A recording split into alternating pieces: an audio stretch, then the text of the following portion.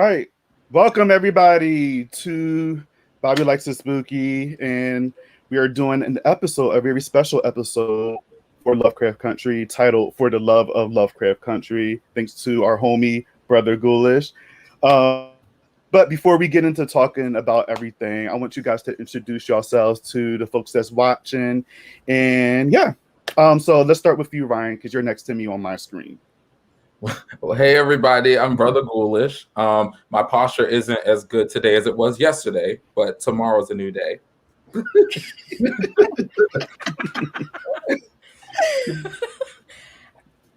Sharai. Okay. I'm Sharai. Hello. Hi. Happy to be here. Happy to be seen. I co-host Nightmare on Fierce Street.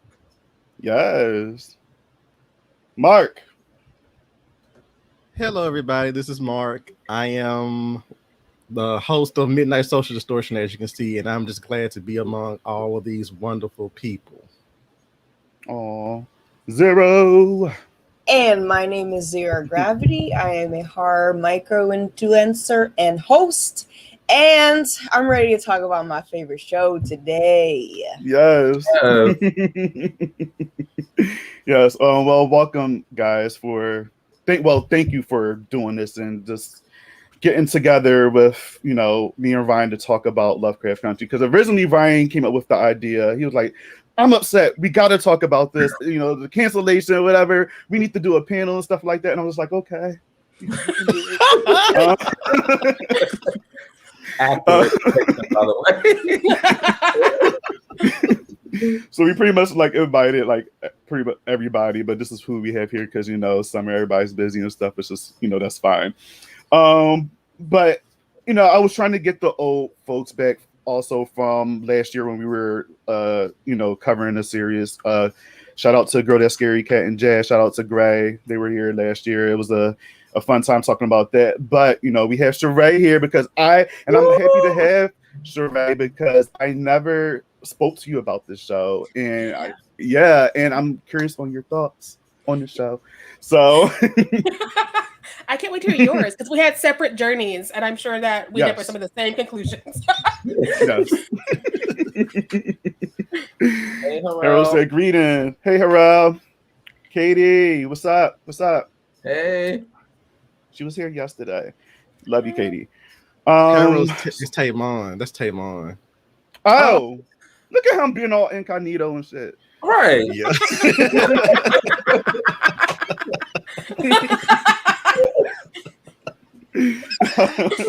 You know what?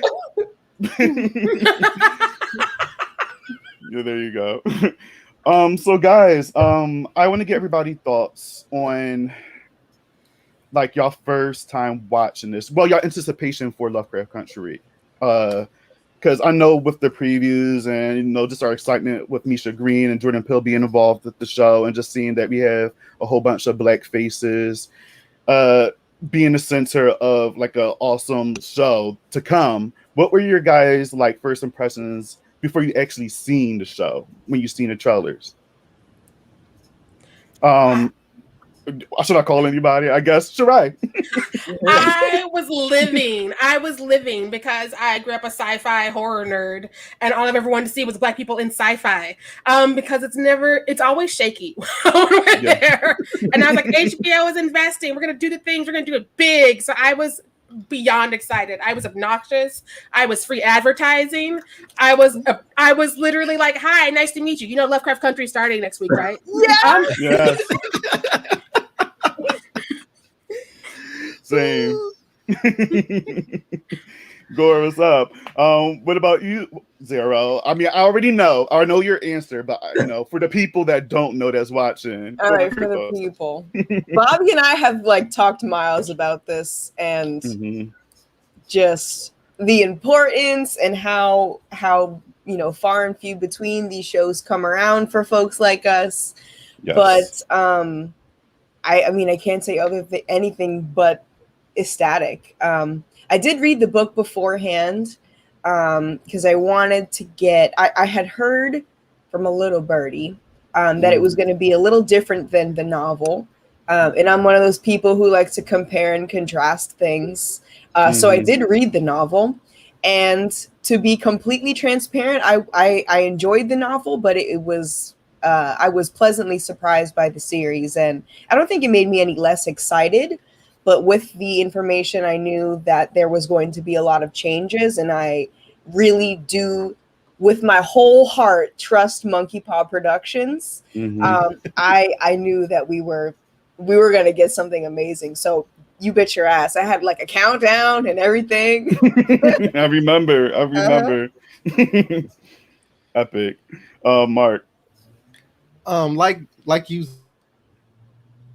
Xero, I read the book before. I read part of the book before it came out, and I was like, this would be a great television series. And as I was reading the book, I was like, if they cast Journey Smiley, it would be the perfect role for her. And they went on ahead and cast her. I said, this is gonna be awesome. This is gonna be great. But yeah, I was telling everybody that I knew, like, you know, if y'all always told me that Black people didn't do horror. This new show coming out called Lovecraft Country is gonna tell you that's a damn lie. So get prepared for it. Get prepared for me to be flooding y'all timelines with it. I was like, you know, just be prepared for me to be obsessed with this. I'm still waiting for like t-shirts and stuff to come out. I was just Mark, tell me about it. There is not enough merch, and the bread that I would drop. Yes, but it's nowhere. It's nowhere. We can. That was in my notes. The ball has been dropped. That was definitely my notes about merch. Because I'm disappointed about the merch. You know. But we'll get back to that, like you said, because I want to talk about that really heavily because I'm upset. Because, you know, as we all know, we like our shirts, you know, we like our pop figures, you know, we like our we like all that stuff, and it was just very little what we got from Lovecraft Country, unfortunately. So yeah. What about you, Rai? For me, it was because I was somebody who I had like a collection of like H.P. Lovecraft stories, not knowing at the time when I was younger how extremely racist he was. And it was like one of the only books that I ever actually I don't mean to be very extreme, but just being honest with you guys, I actually destroyed that particular book and threw it away. And I love my books, but when I heard all the stories, it was like, there's no way I can support, that man. So when I heard about Lovecraft Country, and the book and how they were reclaiming, something that was made. I mean, it's like it felt like the right direction. Like we're excited for this because we're spitting on H.P. Lovecraft's grave and we're creating something with a Black storyline, and we have the budget because HBO. I was so excited and I couldn't wait. And then I was meeting all of you around this time, and you all were ecstatic as well, and that was feeding my energy because. And I told you guys some of this before, in my life, the people around me, they're not really into horror like that. So I could be on a little island just with my billboard for things that are coming out. And Lovecraft Country was one of those things. And I wasn't alone in that finally. So I was ready. Yes. I feel generally, it was a really good time for all of us for more than one reason. Because that is also true. I was meeting all of you guys, or I know that I had known of you, but that was our melting pot when we started making content together and we were sharing ideas finally for the first time, and it was good times, man. Good fucking times. Same. Oh, we got hard community rags in the chat. What's going on, guys? What's up? Yes. Sylvester Barzi, what's up? And Black Horror Icons. Black Horror Icons. Hey, friends. My damn computer froze. Sorry, y'all. I didn't see, but I didn't hear anything was going on and went black. Well, let me ask the next question. So, we just got the news, unfortunately, that has been canceled on Lovecraft Country, and we all feel some type of way. But before we express our feelings on that, it's feelings on what did you expect for a season 2 of Lovecraft Country? What were your thoughts on that? Did you have any, because being as though how the first season ended, it kind of left on a cliffhanger in a sense. It was just so many more questions that was, you know, raised for me. You know what I mean? Like we have the situation with what's her name? Ruby. And you know, I forgot the little girl name. What's her D. name? D. Yeah. Yeah. And it's just like, you know, she got that cool ass metal arm and stuff like that. And it's just like, I want to see more. And then, you know, the Shogoth was on her side. So it's like a little Pokemon and shit now. So it's so so it's just so much that like I want to know more about when, you know, that season ended. So what were you guys' thoughts? Like what you thought was going to happen next? I'll go first. Oh yeah, go ahead. Yeah. I would like to stay positive with every single thing, but I feel like nowadays progressions to series kind of come far and few in between, unless they're, you know, one of the big ones. And I really feel like a lot of times when we aren't promised a continuation immediately, that automatically means that this production is on ice. And so when we were going through the series episodically without any word of a season 2 or will there be a season 2, I was already worried before the season had even ended for us. Right. And then I went through the show with the rest of you, and the season finale was epic, to say the least. I really felt like that was Tick's ending right there. That was the conclusion to his character. But to me, it felt like there was more to be told. It was a conclusion. It did end, you know, but Bobby, like you said, we still have Dee's whole, you know, she disappeared for God knows how long, technically, if you want to get into that lore. And that relationship with the Shogoth, and we could see way more from Hippolyta. She was a hell of a character, and she really only got her one redemption episode, so I feel like more was owed of her there. And even though I wasn't super confident for a second season, as the first season was going along, I really had the strong thought in my head that at the very least we were going to get some sort of spin-off. It was in my head, we might not have gotten a season 2, just also, you know, we had all been through Watchmen as well, and you know how they did that show too. They took that one from us as well.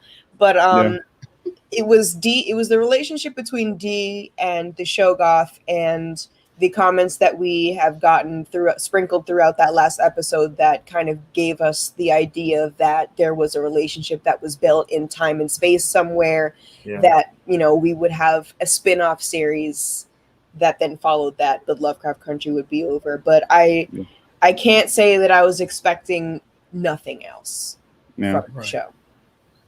Right. Wow. I would echo that, because I'll be honest, I was like, I trusted Misha and whatever she was getting ready to do. I was like, I just want more. I just want more of this world, more of this, you know, mythology and this, you know, these characters. Like you, Z, I was worried because usually when shows bring in big numbers like that, renewal. You're bringing us money, renewal. And I'm like, we on episode 9 going into the finale, and nothing. It's not a good sign. Nothing. And I was like, who's up there at HBO? Do I need to go do a lap dance or something for somebody to come in? Be like, you know, just let me know something. You know, I would get it together. I would go take pole dancing classes or something. Just give me something, because I was like, this was the only thing on TV that was made by us and featured us that was in this realm at the time. I'm pretty sure there's a lot more stuff. Well, something came, but we're not gonna talk about that. But next. So, but yeah, so but it was just the thing that was like the kick, not like putting your foot between the door, but just kicking the door down, saying like, we here, we on TV, we finna do all this stuff, you know, blah blah. But they just HBO some assholes. That's all I'm gonna say. Witch hunters, all white. Yeah.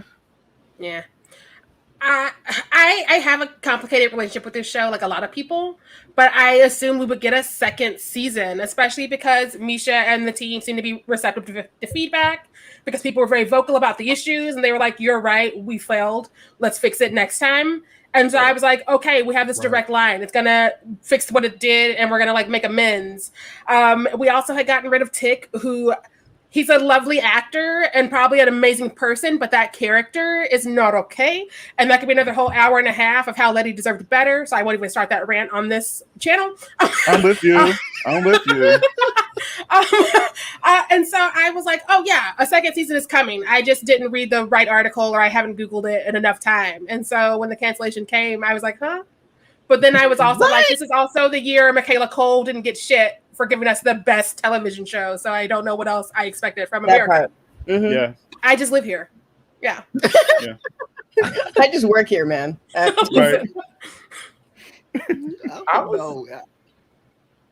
No, sorry, go ahead, Mark. No, go ahead. You go ahead. I was just going to say, like, just to echo what you all are saying, like, Misha had made it very clear that there were certain things that she heard us and she definitely wanted to rectify. And I know a lot of that stuff we're going to get into later on. So I wanted to see that. I felt like surprised also that when details started coming out only recently about what the plan was, that she was going to go so far in the future. Because I think what I was assuming would happen was she was going to stay tight to the timeline that the first season was in. So I was refreshed to think that she has such a scope or like a range that she's able to go so far in the future. Because I'm thinking we're going to see more grappling with the dead. I thought they would try to, recur some characters, bring some people back from the dead. I thought that there would be more spells introduced. Maybe we would see different type of power struggles. But man, I'm like everyone's saying though, I didn't think we wouldn't get nothing. That didn't make sense to me. Like, I didn't even think until you said it, Xero, like about a spinoff, right?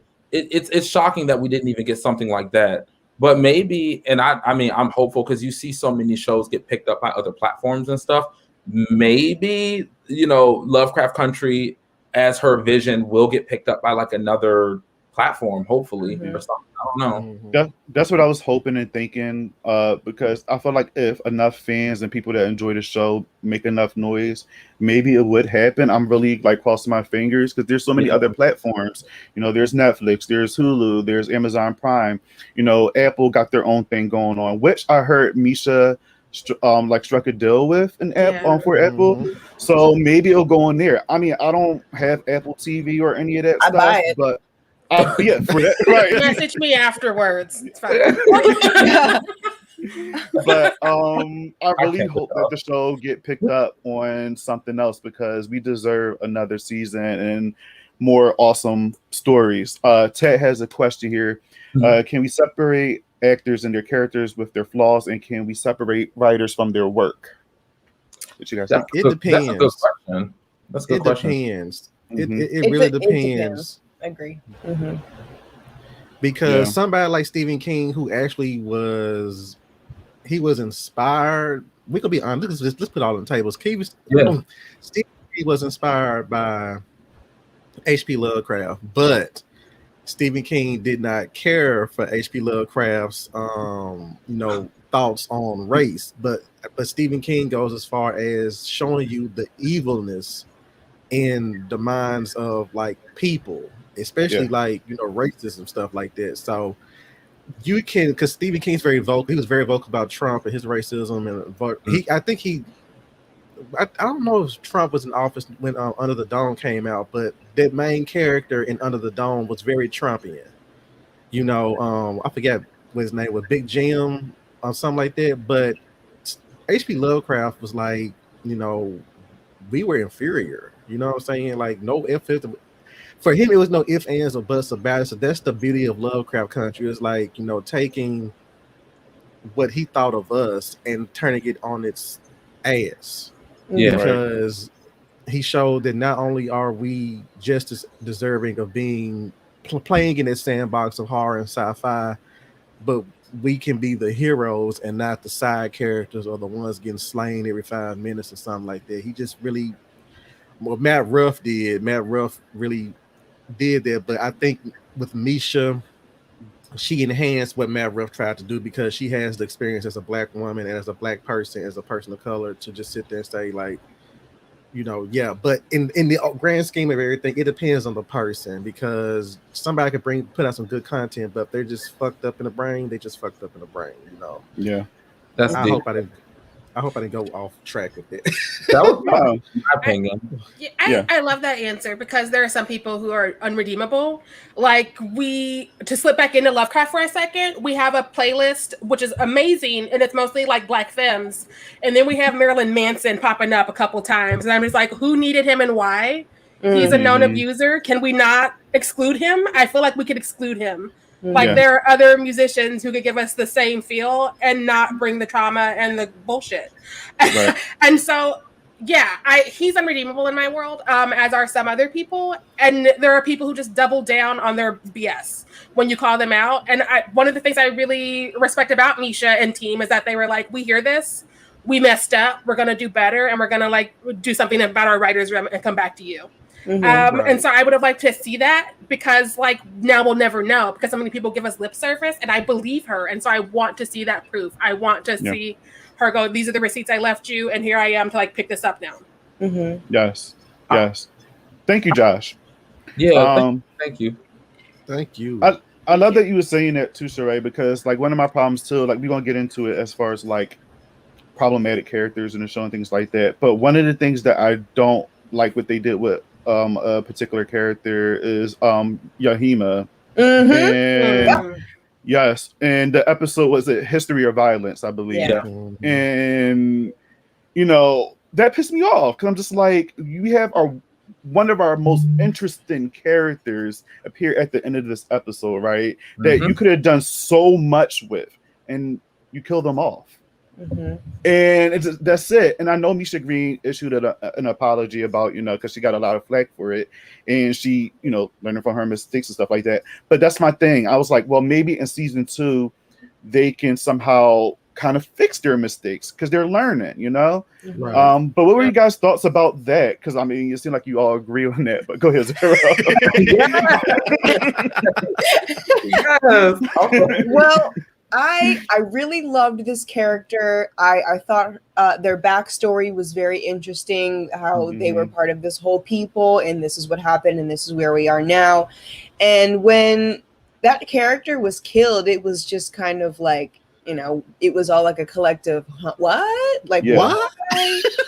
Like everyone at the same damn time was like, why did this happen? And it didn't make any sense. And further, it didn't make any sense. It also kind of felt a little hurtful to a community of people, especially because, I don't want to say that the majority of people watching this show are sensitive people, but we know what we don't want to see already on screen. And for a lot of us that intersect this, the intersection of being Black and queer, which is what this character represented. It's like double ouch. And so then I took to Twitter like everybody else, like, what the hell was that? And I read Misha's response, and it seems like from what she said that this was supposed to be a metaphor for how Black folk can, so to speak, kill the discussion. It will not be had. It's the don't ask, don't tell. I just don't want to see it. Just get rid of it, push it under the rug,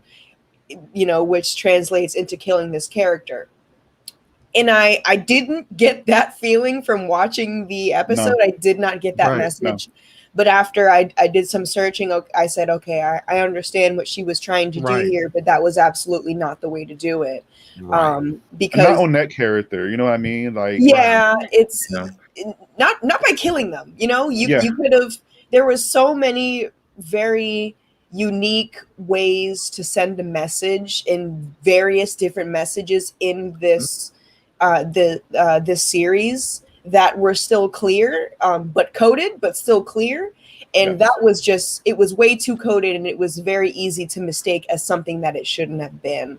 And I trust Misha to listen to the concerns of the people that intersect that the crossroads of two underrepresented people. And I really wish we could have seen it. I was really thinking that, like, you know, when we get our expansion to Lovecraft Country and Misha and her writers are able to undo this mess, maybe we could get a better backstory, a visual of what happened to these people, what they were like before they were enslaved to this specific area, before they were all killed. You know, there was a lot to expand on, and given the circumstances in the team, I feel like it was more than easy to fix, especially the way that they listen to their fans. But you know, it's two completely different situations, thinking about how they dealt with this character Yahima, or, you know, if we're looking at somebody like fucking J.K. Rowling, who's like, she is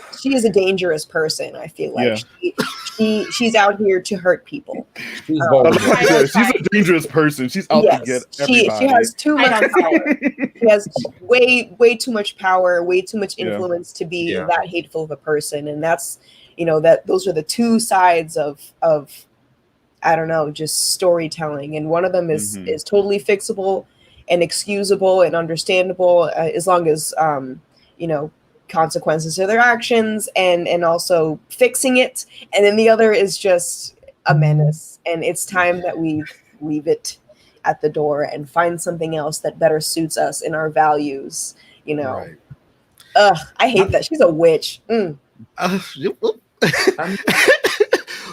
I agree 100% with you, Xero, because Misha is one of those creators that I feel I have an issue with fan service with certain creators, because you tend to listen to a group of fans that's very vocal, but they're not helping you in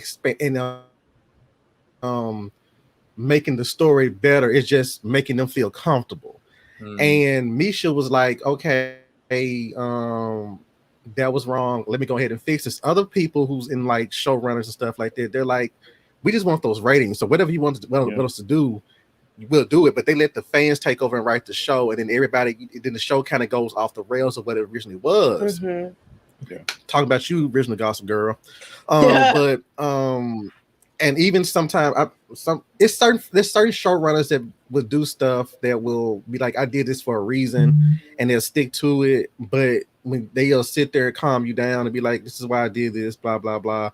And then there's certain showrunners to be like, we hear what you said, we'll fix it later on down the line. That's Misha, you know, not later on down the line, because as in like we'll get to it. It was more along the lines of like, okay, that's a note that I'm going to take, not from the studio, but from the fans, the people who was giving us, you know, the strength to go and keep doing what we're doing. So yeah, that's the fan service that should be. That's the good fan service. What I'm trying to say, it's the good fan service. It's the healthy fan service for a story that is timely and connects, you know, people, and it's a water cooler moment and whatnot, instead of you just being like, okay, so and so is still together and that's all I want. You know, I don't care what they do, anything else they do, just as long as my two faves are together. So yeah, but Misha is just, I don't know, I love her. He said, like Damon and Elaine, that everyone knows that he should have been with Bonnie. Vampire Diaries, that's my stuff. I love. Bonnie is a better show, but that's a different channel. I don't even want to. You don't have a whole episode. Now. You're right. Exactly. That's coming soon. Yes, there's so much to talk about. Ryan, Sharai, do you guys have any thoughts about what happened with Yahima's character, or y'all good? I do. Do you want to go first, Sharai? Yeah, I'm just echoing what everybody else is saying, because again, I was in like 4 different group threads when the show started, because we were all that excited and they were all from different parts of my life. And when this aired, like one of my friends put it best. She was like, I don't know what Misha's feminism is. I feel like this is a love letter to Black women and Black women only, and nobody else identifies as anything else or has a different intersection. It is just for your cis straight Black women. And that's when I started looking at this show differently, because I was like, this is for all of us, right? And then that happened. I'm like, oh no. And a lot of my friends were like, clearly Misha and I have to have worth. And I was like, yes, y'all should. I support you. I don't know what I just watched. I feel guilty that I just saw this happen in real time, and I was disturbed. And so I don't know who in that room was like, "This is fine." I don't know who in the studio was like, "This is fine," and who in the directing was like, "This is fine." Like it went through too many pairs of eyes for nobody to be like, "Hey, we should discuss." I feel like this. they probably don't have anybody, that's queer in their like writing rooms or even just say anything. And if they do, they're probably just quiet, and it's just like you don't need anybody that's going to be quiet. You need people to say something. Or no, if they do, it's probably just one person. Yeah, right. That's true. And then probably oh, sorry, yeah, go ahead. I was about to say, and that person is probably silenced because that happens a lot when you're the only one in a room. It's just like, or they're either silenced or they don't know any better. Because trust me, there's a lot of queer people out there that don't know their history, and they just sit there and just go with the flow. And some of them are just like don't realize that some of their ideals are still steeped in like cishet, white patriarchal lens. And like I had to get on somebody the other day about coming for trans people, and I'm like, that's a whole other story, but I'm like, you are able to go to certain events because of trans people.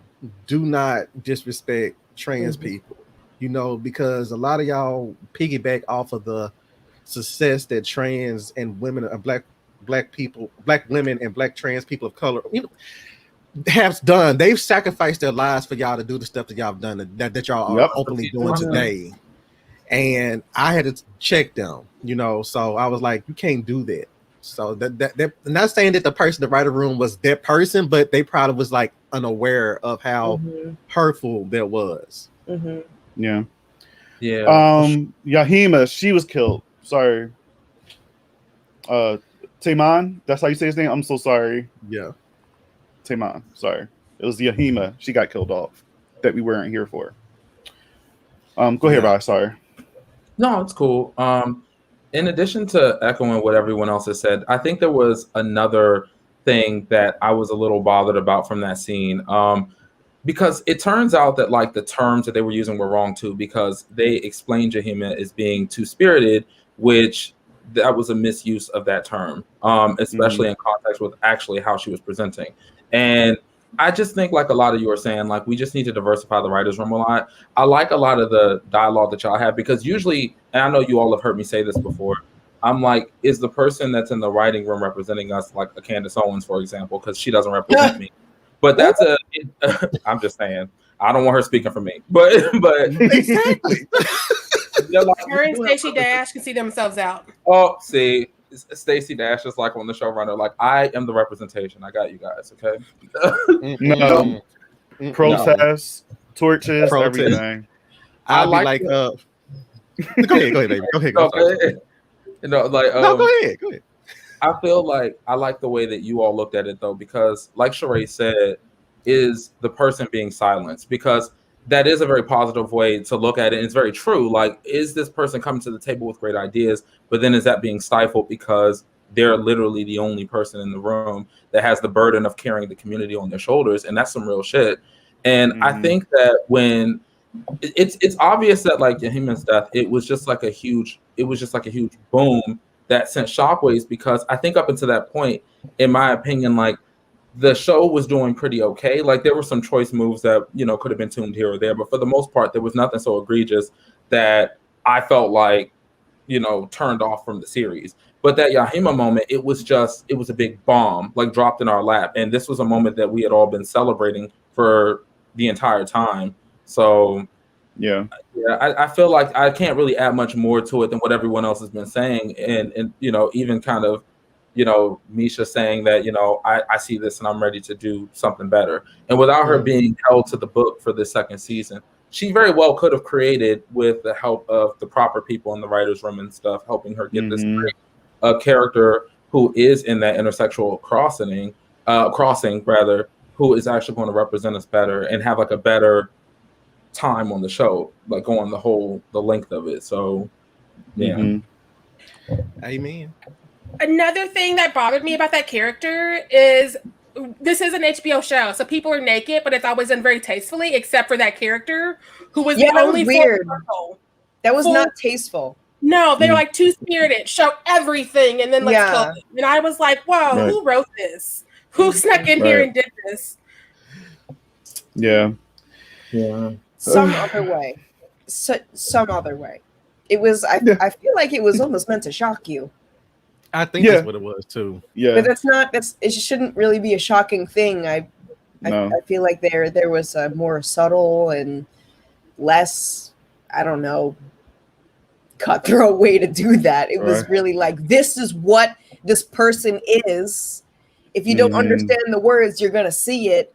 But I don't know. I think there was a better way to do this whole situation. And it also feel like there was something in the middle that maybe the network was like, nah, cut that out. Because it was just like, am I like digesting this correctly? It just seemed really weird. That was definitely my biggest gripe with the show. Yeah. Understand. Yeah, definitely. Speaking of like representation and stuff like that, so talking about Montrose. So I'm sorry, because Montrose, I mean, you know what? I didn't care for that character at first, but I kind of grew to like him a lot. And I remember when, we realized that he was, queer, and then that whole scene came out where, he was out with his, his friends and things like that, and he had that moment in the club where he would just release and things like that. And I remember going back, I seen a blog that, they were saying something about, oh, that's not realistic, and they pretty much was saying Montrose was free of all the bad shit that he had done, prior to that moment, and he's queer, so it's fixing everything. And I said, no, that's not the case. And it led into a little rant with me, just because, especially for Black men, queer Black men, I would say it's a little bit more rough. What we go through and how we should present ourselves and how we should act and things like that. And when I seen these people writing the blog or whatever, that's not this, and I'm just like, you don't understand that, you know what I mean? You don't get it. Your situation might be a lot different than Montrose. I'm not saying that I can relate to him, but for Black people, it's a little bit harder for us, you know what I mean? And it's just, I wish that they would have, maybe X a person of color to maybe just say, hey, like, just learn, educate yourself before you comment on something. Exactly. But also, I mean, it's okay to see that type of situation going on, especially with Tick finding out that his father's gay, and then they getting into like fight and just all the other stuff, and like Montrose, it's just like obviously that internalized homophobia and things like that. It was really hard for me to see watching on screen. At the same time, that's how the Black community is portrayed, unfortunately. What were you guys' thoughts on that whole situation? Wait, who was first, me or Mark?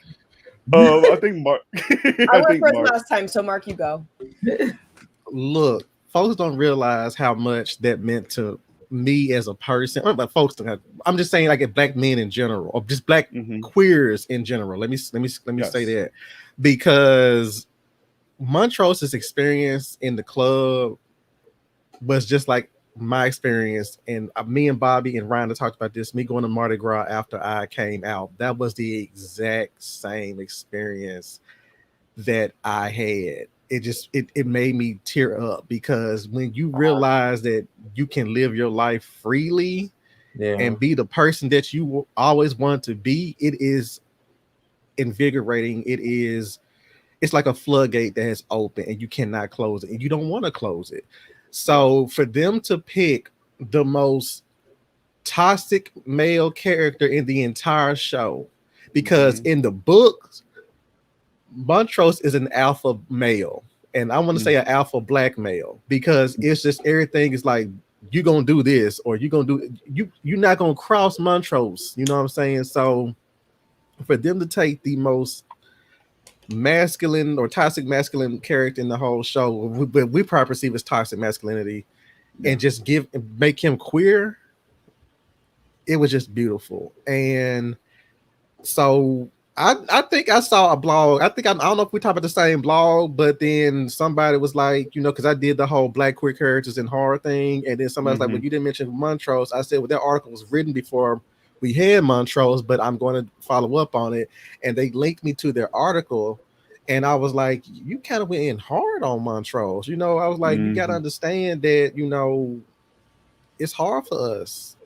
Coming out in a community like that, where it's in a Black community, because I always tell people we're a minority within a minority, and we get silenced a lot. It's a history of us being silenced in the overall plight of Black liberation.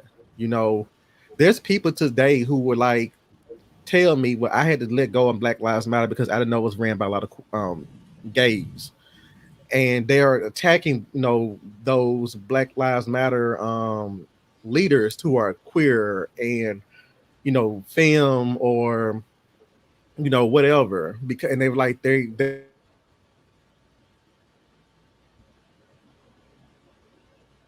are hurting the dog. Oh, there you go. And I'm glad that they did it in that manner. So I don't know. I'm let me stop. I get choked up, but go ahead.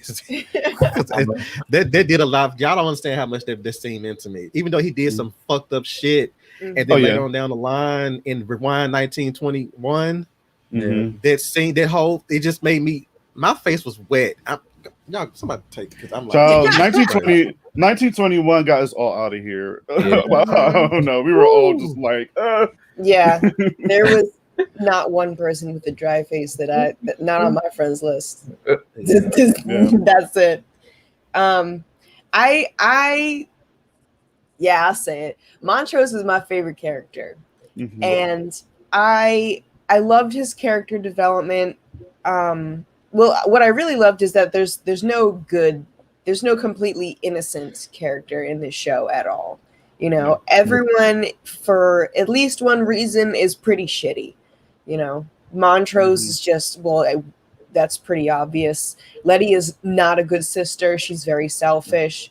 Tick has his toxic ways and won't let that masculinity leave him. Hippolyta's got her trust issues. Not able to let things go. Maybe she has a little bit of priority issues, but nobody's perfect. But I don't think this is the story that's meant to be told where you have a hero and by the end everything is great. I think that aspect, the character aspect of this show is very real.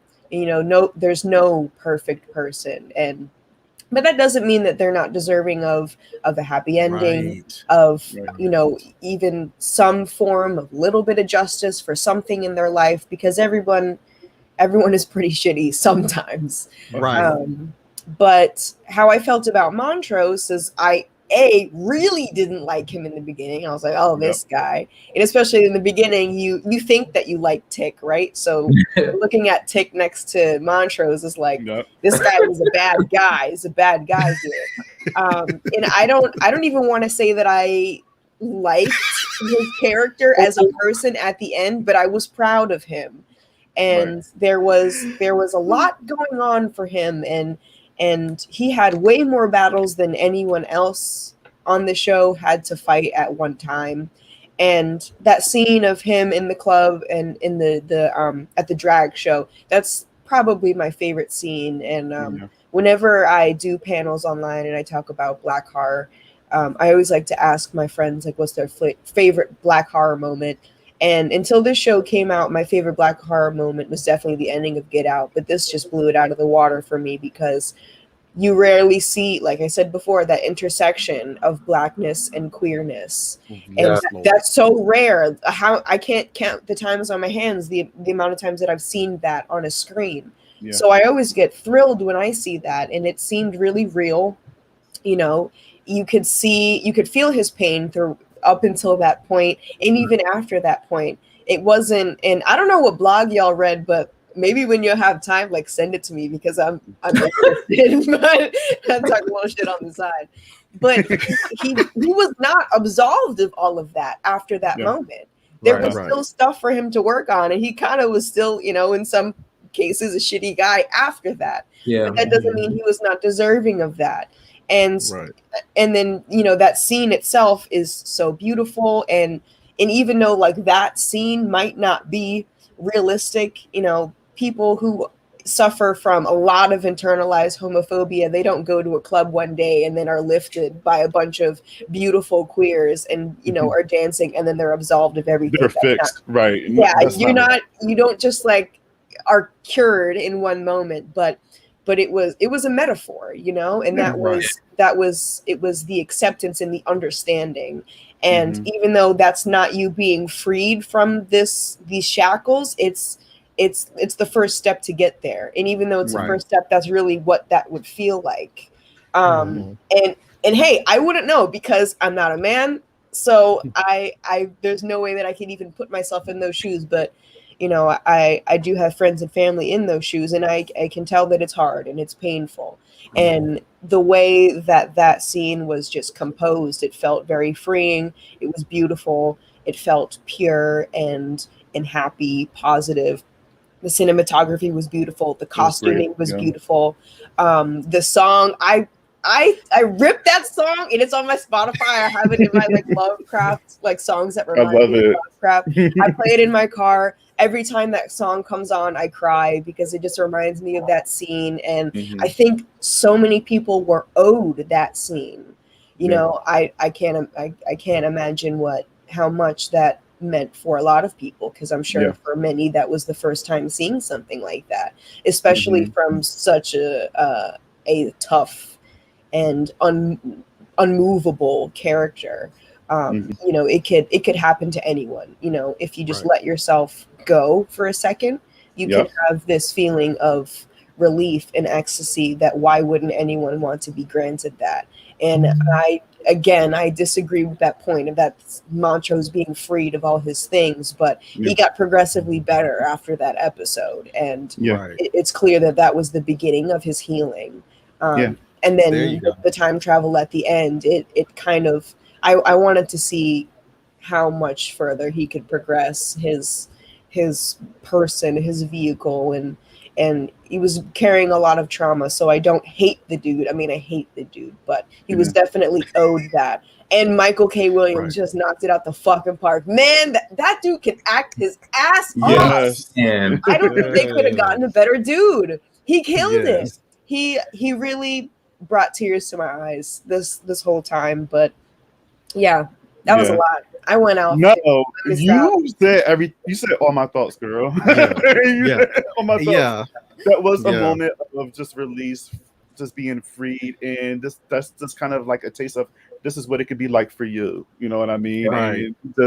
And then going further, like when you found out that he's kind of been this way since he was a kid, but you know his father, you know, kind of messed him up and things like that, and that's part of the problem too. Like, especially, I'm not saying like, you know, other races don't go through this, but in the Black community, and I went through this, you know, every time like your parent went through something, and even though it was traumatizing for them, they have to kind of reflect that pain upon you. Oh, well, I was beat this way, so I have to do the same thing to you.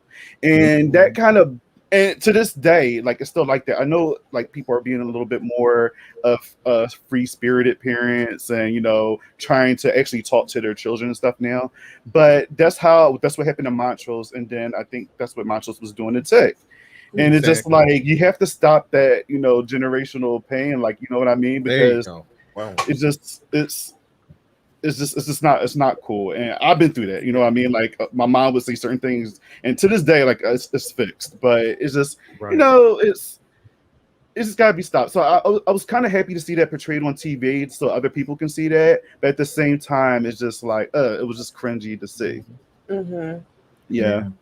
And just listening to what Xero was just saying on top of all of that, it's like, you know, it also showed that because like, you know, because every time somebody gets shot and killed, they always go back to like, well, they were this person, they were that person, they had these priors and stuff like that. That doesn't mean they deserve what they got. They didn't deserve to die like that. And so it's just, you know, we are people. We're not these animals that people make us out to be and stuff like that. We're human beings. We have lives. We have flaws and stuff like that, and we don't deserve to be slaughtered like that. And I'm sorry. No, it's okay. It's okay. Laundry Day said Ruby was my favorite character. All right, speaking of Ruby, let's talk about Ruby. Woo, she was robbed. Oh, she was robbed. She was. Ruby. All right, so I fell in love with her in the beginning when we first see her on that stage dancing in that beautiful dress, in that lighting, just gorgeous. And I wasn't expecting this arc for her. And it's very back and forth as far as how what people feel about her actually taking that potion to become a white woman, to walk in a white woman's shoes. So let me ask you your guys about that. Like, how do you guys feel about that? Because it's like, I get where she's coming from, you know what I mean? But at the same time, it's just like, are you really doing this and you feel uncomfortable doing this, or you just want to experience that just to get away from that pain? Because she did mention about her being interrupted all the time, and she want to, you know, do her regular things in life without being interrupted, and I felt like that was her only way. But what are you guys' thoughts on Ruby and her situation becoming Karen? No, he did not. Becoming Karen was a chapter that I didn't know. Child, I'm gonna say this about Ruby. First of all, I have a huge crush on Wumi. I cannot pronounce her last name. She took a character that I really didn't care for in the book and made her very likable, because I feel like the Ruby in the show, she took something and used it in her favor, and more along the lines of like, at the core, I am a black woman. Don't forget that, but I'm gonna utilize this shit to my advantage. And I feel like, and somebody could like, I would like to get somebody else's thoughts on this. I feel like the Ruby in the book was like, I want to be the white woman, because spoiler alert for those who have not read the book, I think that that's the last time you saw her was as the white woman. You didn't see her as Ruby again.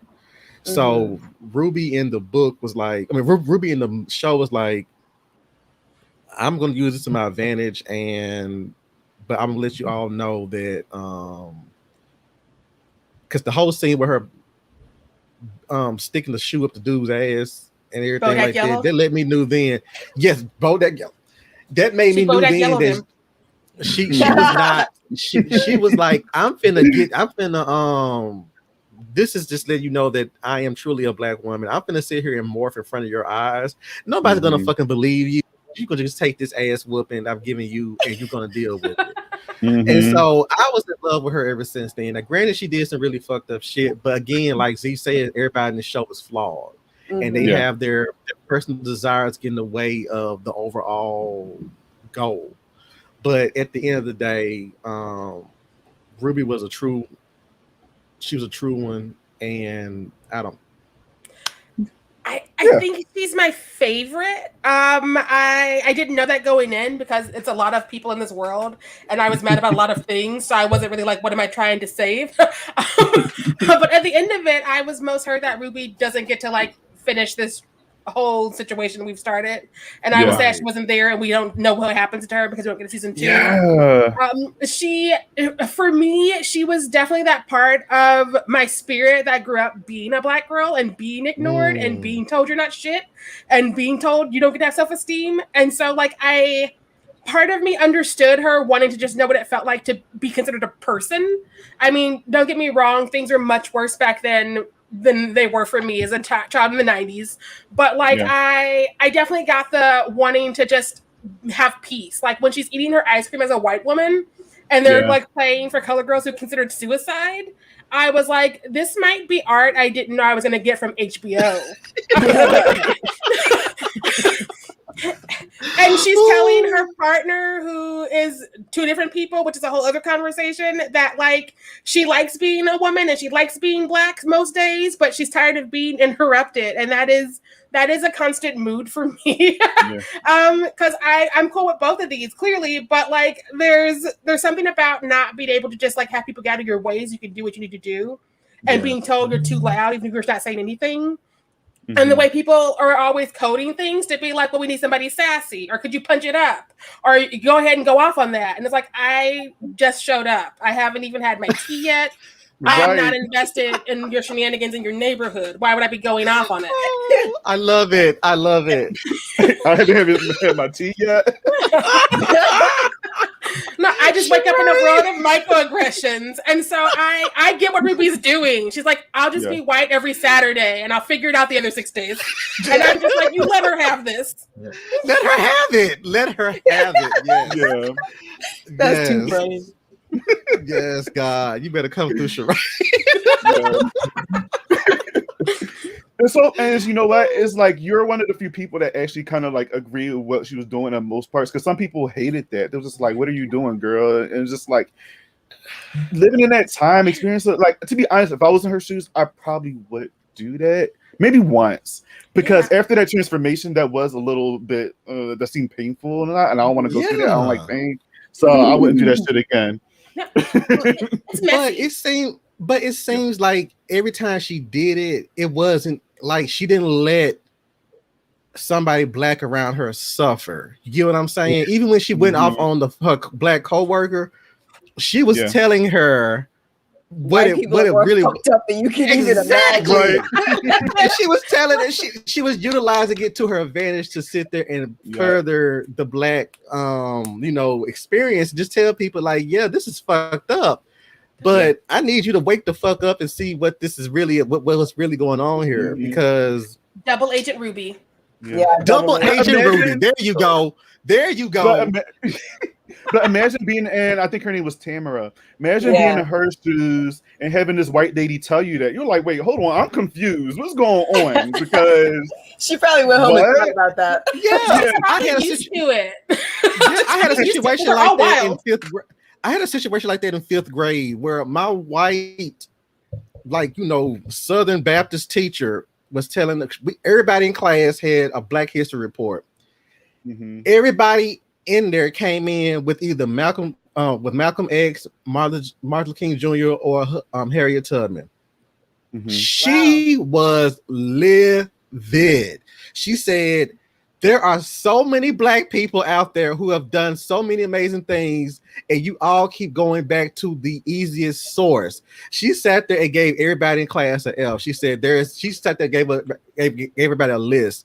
There is she said the first Black man to invent she said a Black person invented the refrigerator.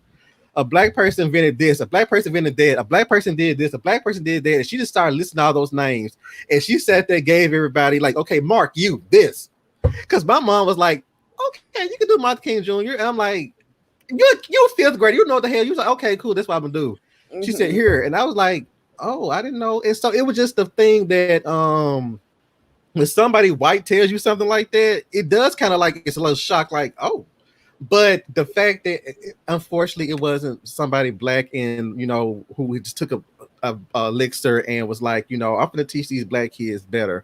But it's just the fact that when you get that jarring realization for somebody who is not of your skin tone, it's kind of like, oh damn, so they know shit, but I don't know. I got that when she was going off on the Black co-worker.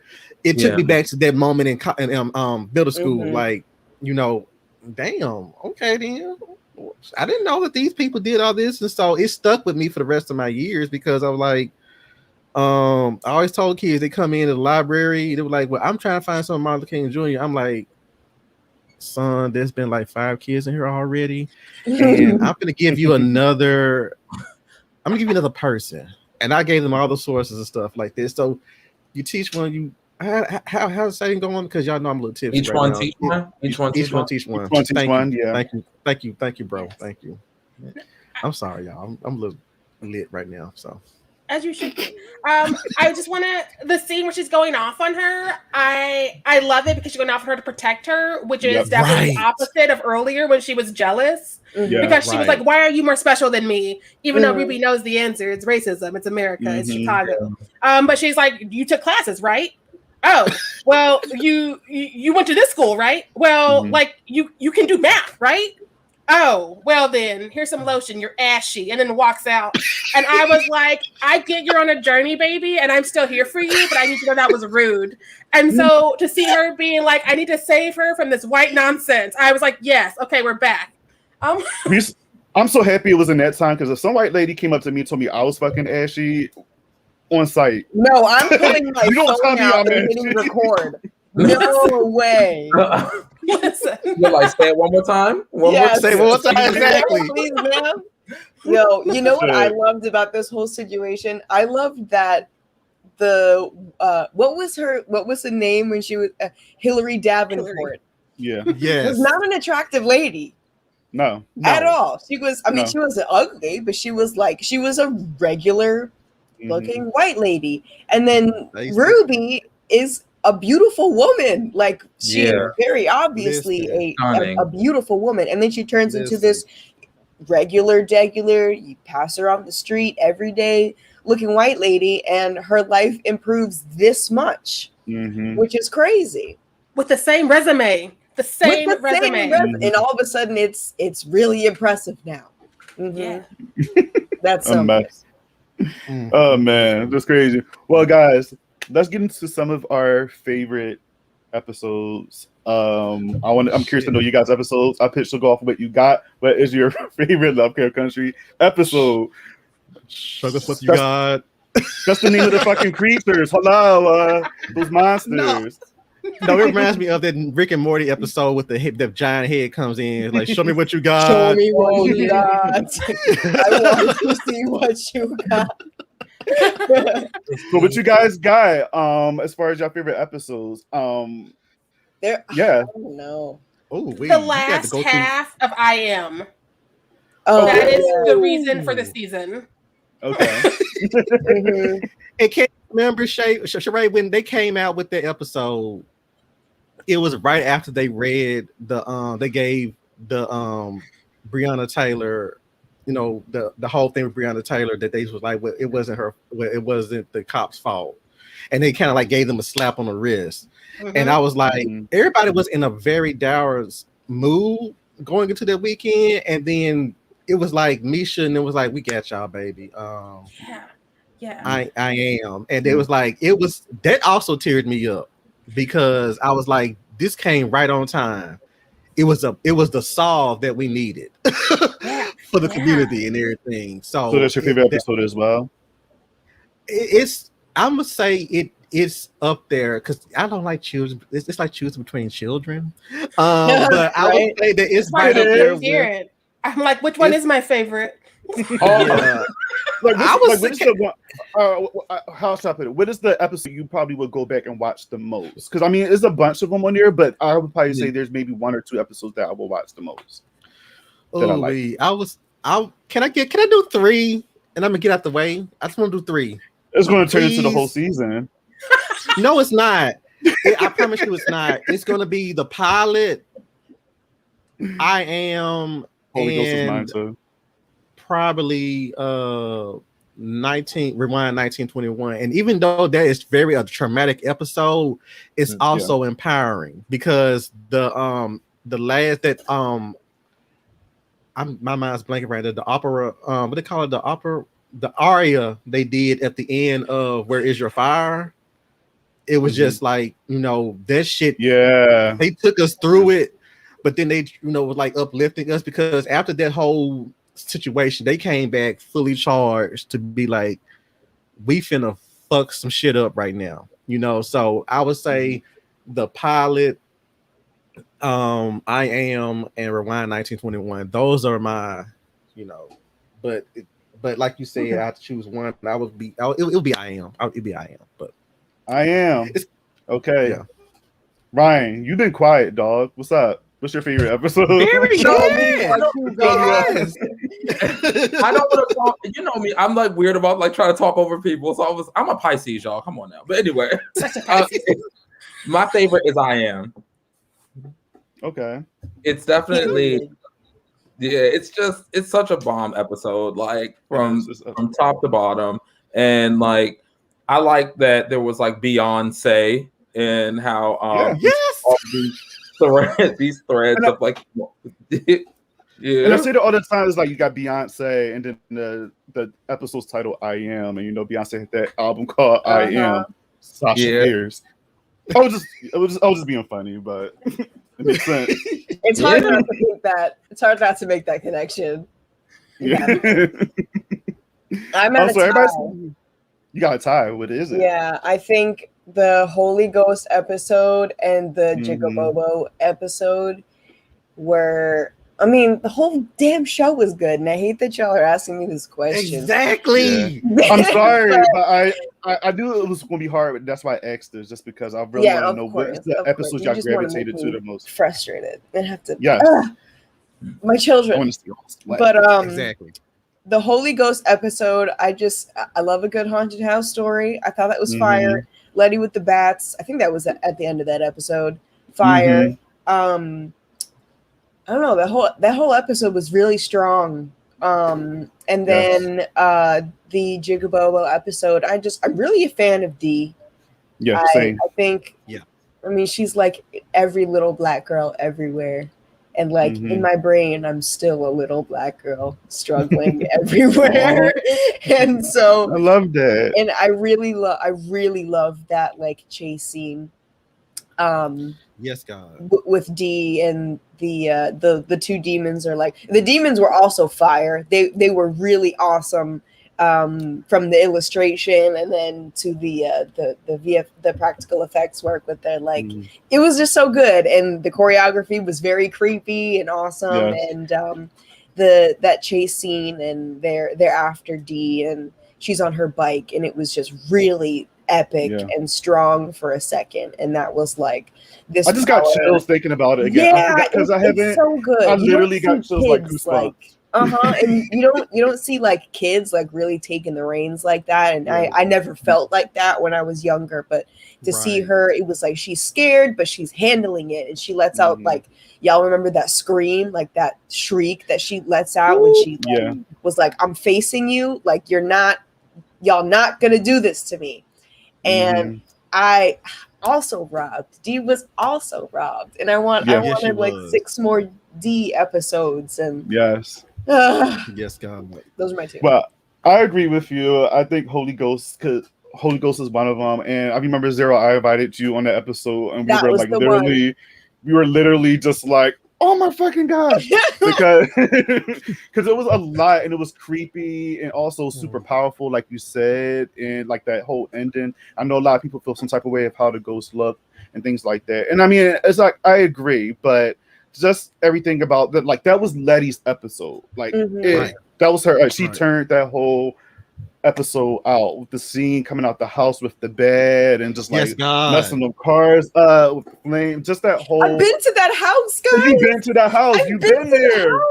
Did you feel that energy? Did you feel that energy? I did. You best believe I was like reenacting. There was a car parked out the front, and I was like, should have brought my fucking bat. God damn it. I visited the house on my trip to Atlanta, and then I came back that Monday. And then I'm pretty sure that Tuesday we got the news. Like I was right there.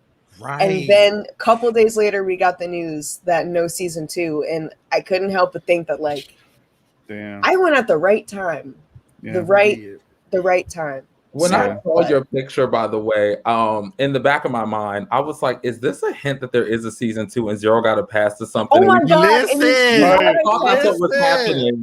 Xero be having connect, so yeah. And I was about to DM you like, hey sis, but I was like, oh, she gonna read the shit out of me. Like the moment the picture came out, I needed the details. Like, what is going on? And listen, I really thought I was feeling so good once I got to the house, and it's a beautiful house in real life, by the way. It's phenomenal. Yeah, it looks and so when I got there, they were like there's like cranes and stuff. I like edited out of my picture a little bit because I wanted to look nicer. But there was like mad cranes and like construction like gear. So I'm thinking like, oh, they're fixing it up. Like this is a good sign. You never know. They like this house could make another appearance because they're obviously doing work on it. But I was wrong. Yeah. I still don't understand D in the final scene. But this is why we needed another season. Yeah. Yeah. I feel like D was definitely going to be in the second season. I felt like they was going to show more of her. I mean, because you just can't leave it off like that. You just can't. You know what I mean? And that character just has so much potential, especially what she went through. And like I said, when she got that arm, she just became a whole new badass. So sci-fi fans don't do implied knowledge. You know, as we sci-fi horror people, if the chick went back in time and had all of these adventures, somehow gained a mechanical arm, you got to show it to us. Yes. Because we're living by the same logic. If I didn't see a body, they didn't really die. That's true. You can't just tell us this is what happened to Dee and now she's back here. You have to show us. We don't live by those rules, you know. And to an effect, like for what you're saying, right? I think that's what was interesting about that last episode, because when you see like Ruby die or whatever, it's technically in a flashback. So is she really dead? Is that one version of her? Is there something else that can happen? And even with D, like in the show notes that Misha put up for the front page of the 75-page Bible for season 2, D is on there. So we would have got more tea from her in the future. Like I'm actually just looking at it right now because they have D on there. They have George Freeman, whose name was like on the front, Lovecraft Country. And then they have Billy Batiste, who's a descendant of probably Letty and them, right? Like Billy. And then you got Wisapa and Exocamil, I think it's pronounced, which sound like Native American names. So are they actually going to do, you know, something with the Native American tribes and give them a chance to show up in the spotlight too? Like there was so much stuff that I needed to see. Yeah, there's so much. Michael said Lovecraft Country supremacy would have been everything. Yes, it would have been. Yeah. Have not talked about Uncle George and how Courtney B. Vance was taken too soon in the series from us. Yeah, let's talk about him. He was like that shocked the pure fuck out of me because I had read I had read the book. He's in the entire book. Yeah. So when they killed him, I was like, anything goes now.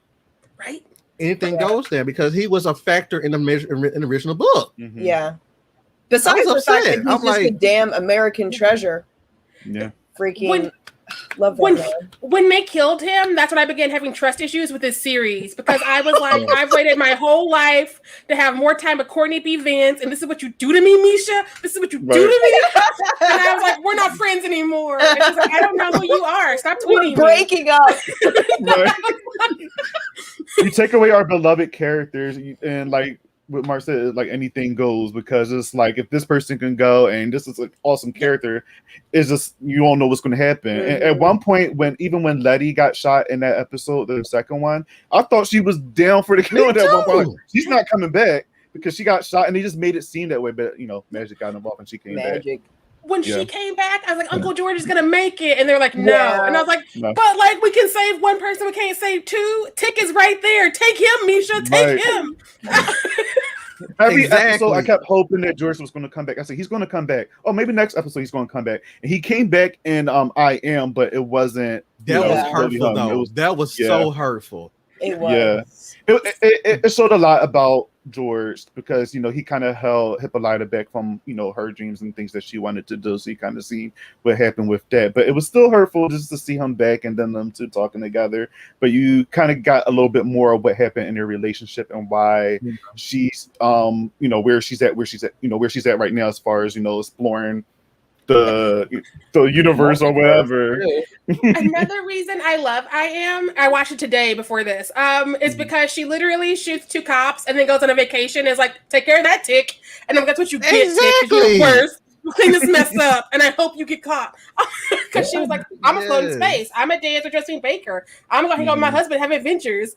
That's Chick's deal now. And I was like, yes. The only part about that though is just like I kept thinking like, all right, because she never came back after the episode. I mean, she came back after the episode, but it didn't apply when she was coming back. And I felt some type of way because you still have D.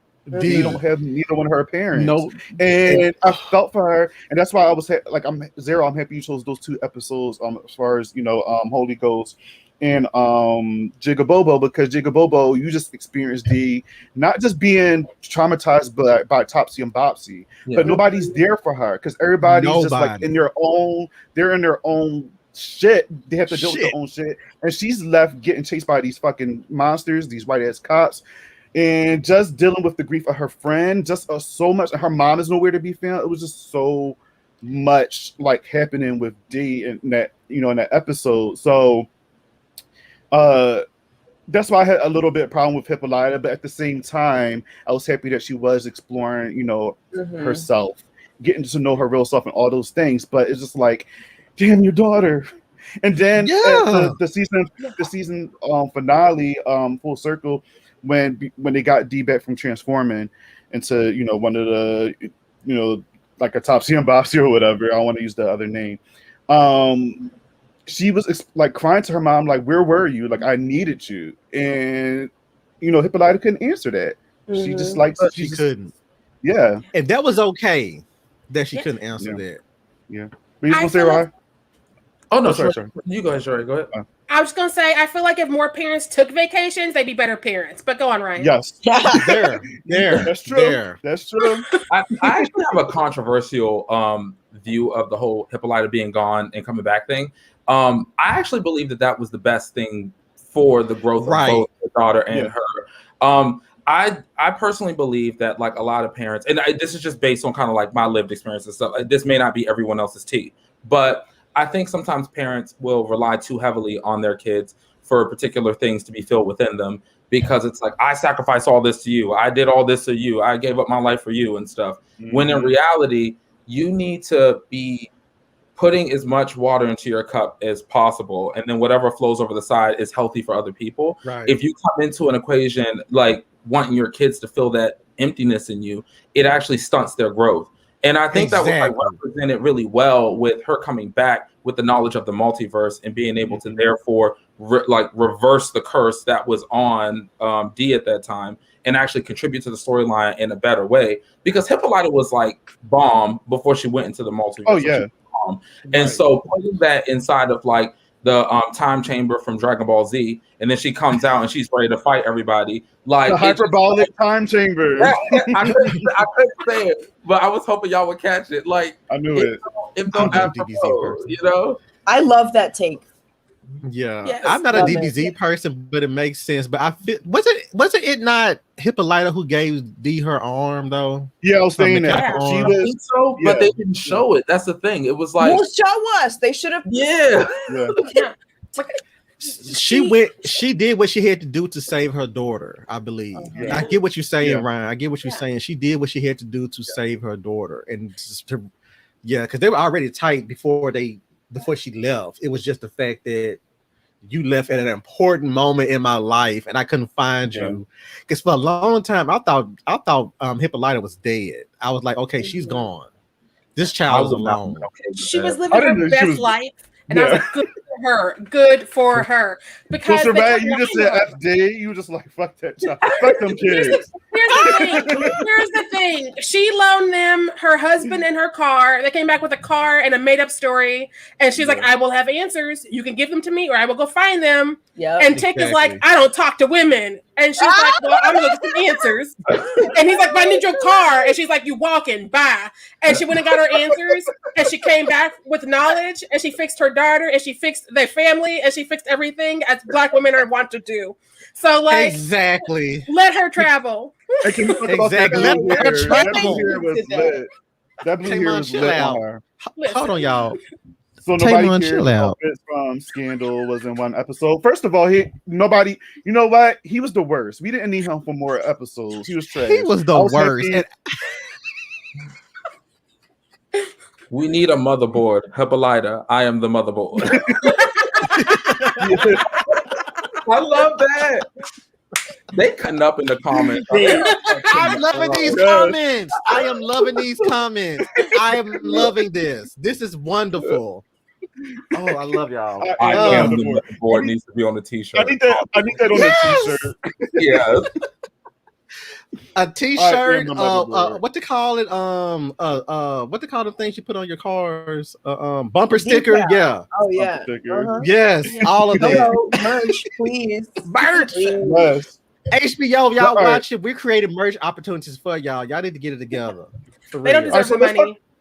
So let's talk about merch. Like, so again, like we said it, I said it briefly in the beginning of the episode. Like, what the hell? We got no pop figures, no t-shirts, no not even a goddamn pop. They make pops of fucking everything. Everything. But not this. Like during the show, I was waiting. I'm like, all right, when is Funko's going to release something? Come on, Funko, what's going on? And nothing. Yeah. So even Watchmen got merch. I mean, there's people already out there cosplaying as Sister Night. You know, as a matter of fact, we need to go ahead and somebody to cosplay. I'm not going to just put this on you though, but Z, do you have a cosplay idea up for Letty already? Oh yes. Let's go. Child, I will sit there and cry. Love to see it. Yes. I will cry. I need you with that baseball bat, girl. Oh my god! And now that I know what the house is, if you throw up a GoFundMe or look, I would sit there like, girl, take all my goddamn money. Just do it, shit. Just do it. Just do it. No, those cigarette pants are hot though. I can rock those cigarette pants that she wears, like the high-waisted ones. I like those. Yeah, I see what I could do, Mark. But laundry. Let me explain. Well, what did you say? I got mad with Letty for walking in 1921 episode. She picked that moment to take her time. Letty ran. She ran fought every episode. She picked that moment to take her time. That's a good point there. She should have been running from Tick. So, like, that's a whole different conversation. I look at it from the standpoint of she had so much weight on her to sit there and see that wonderful woman. When that lady, I forgot her name, but when she sat there and said, "My faith become flesh." Mm-hmm. My face my tears just went like, it just was like, that was a powerful line. Mm-hmm. And for her to sit there and watch her burn and she couldn't do nothing, that's traumatic. Right. And that's why the whole Black Wall Street situation, it truly hit home for me. And granted that this year was the 100-year anniversary of that, and it was just like, because you heard people talk about it, but it was more along the lines of like, you know, snippets here, a meme here.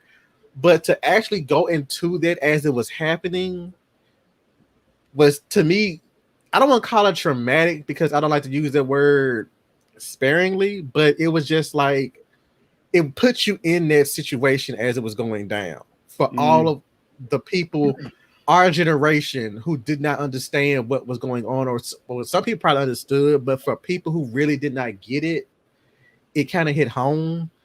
And so it was just her learning probably about her history and her walking through just learning that and whatnot. But yeah, I mean, it was a lot. That episode was heavy. You know what I mean? Heavy. And I feel like that was a moment, especially when she was walking with all that chaos going on behind her. That was just like, I was in tears that whole episode. Okay, yes. So I mean, I was too. But I mean, do you blame any of us for real? Like, it was beautiful. Mm-hmm. Like, I understand. Like she should, she could have ran and all this other stuff. But I wasn't thinking about that at the moment because like I felt like the scene was so tastefully done. It was very beautiful.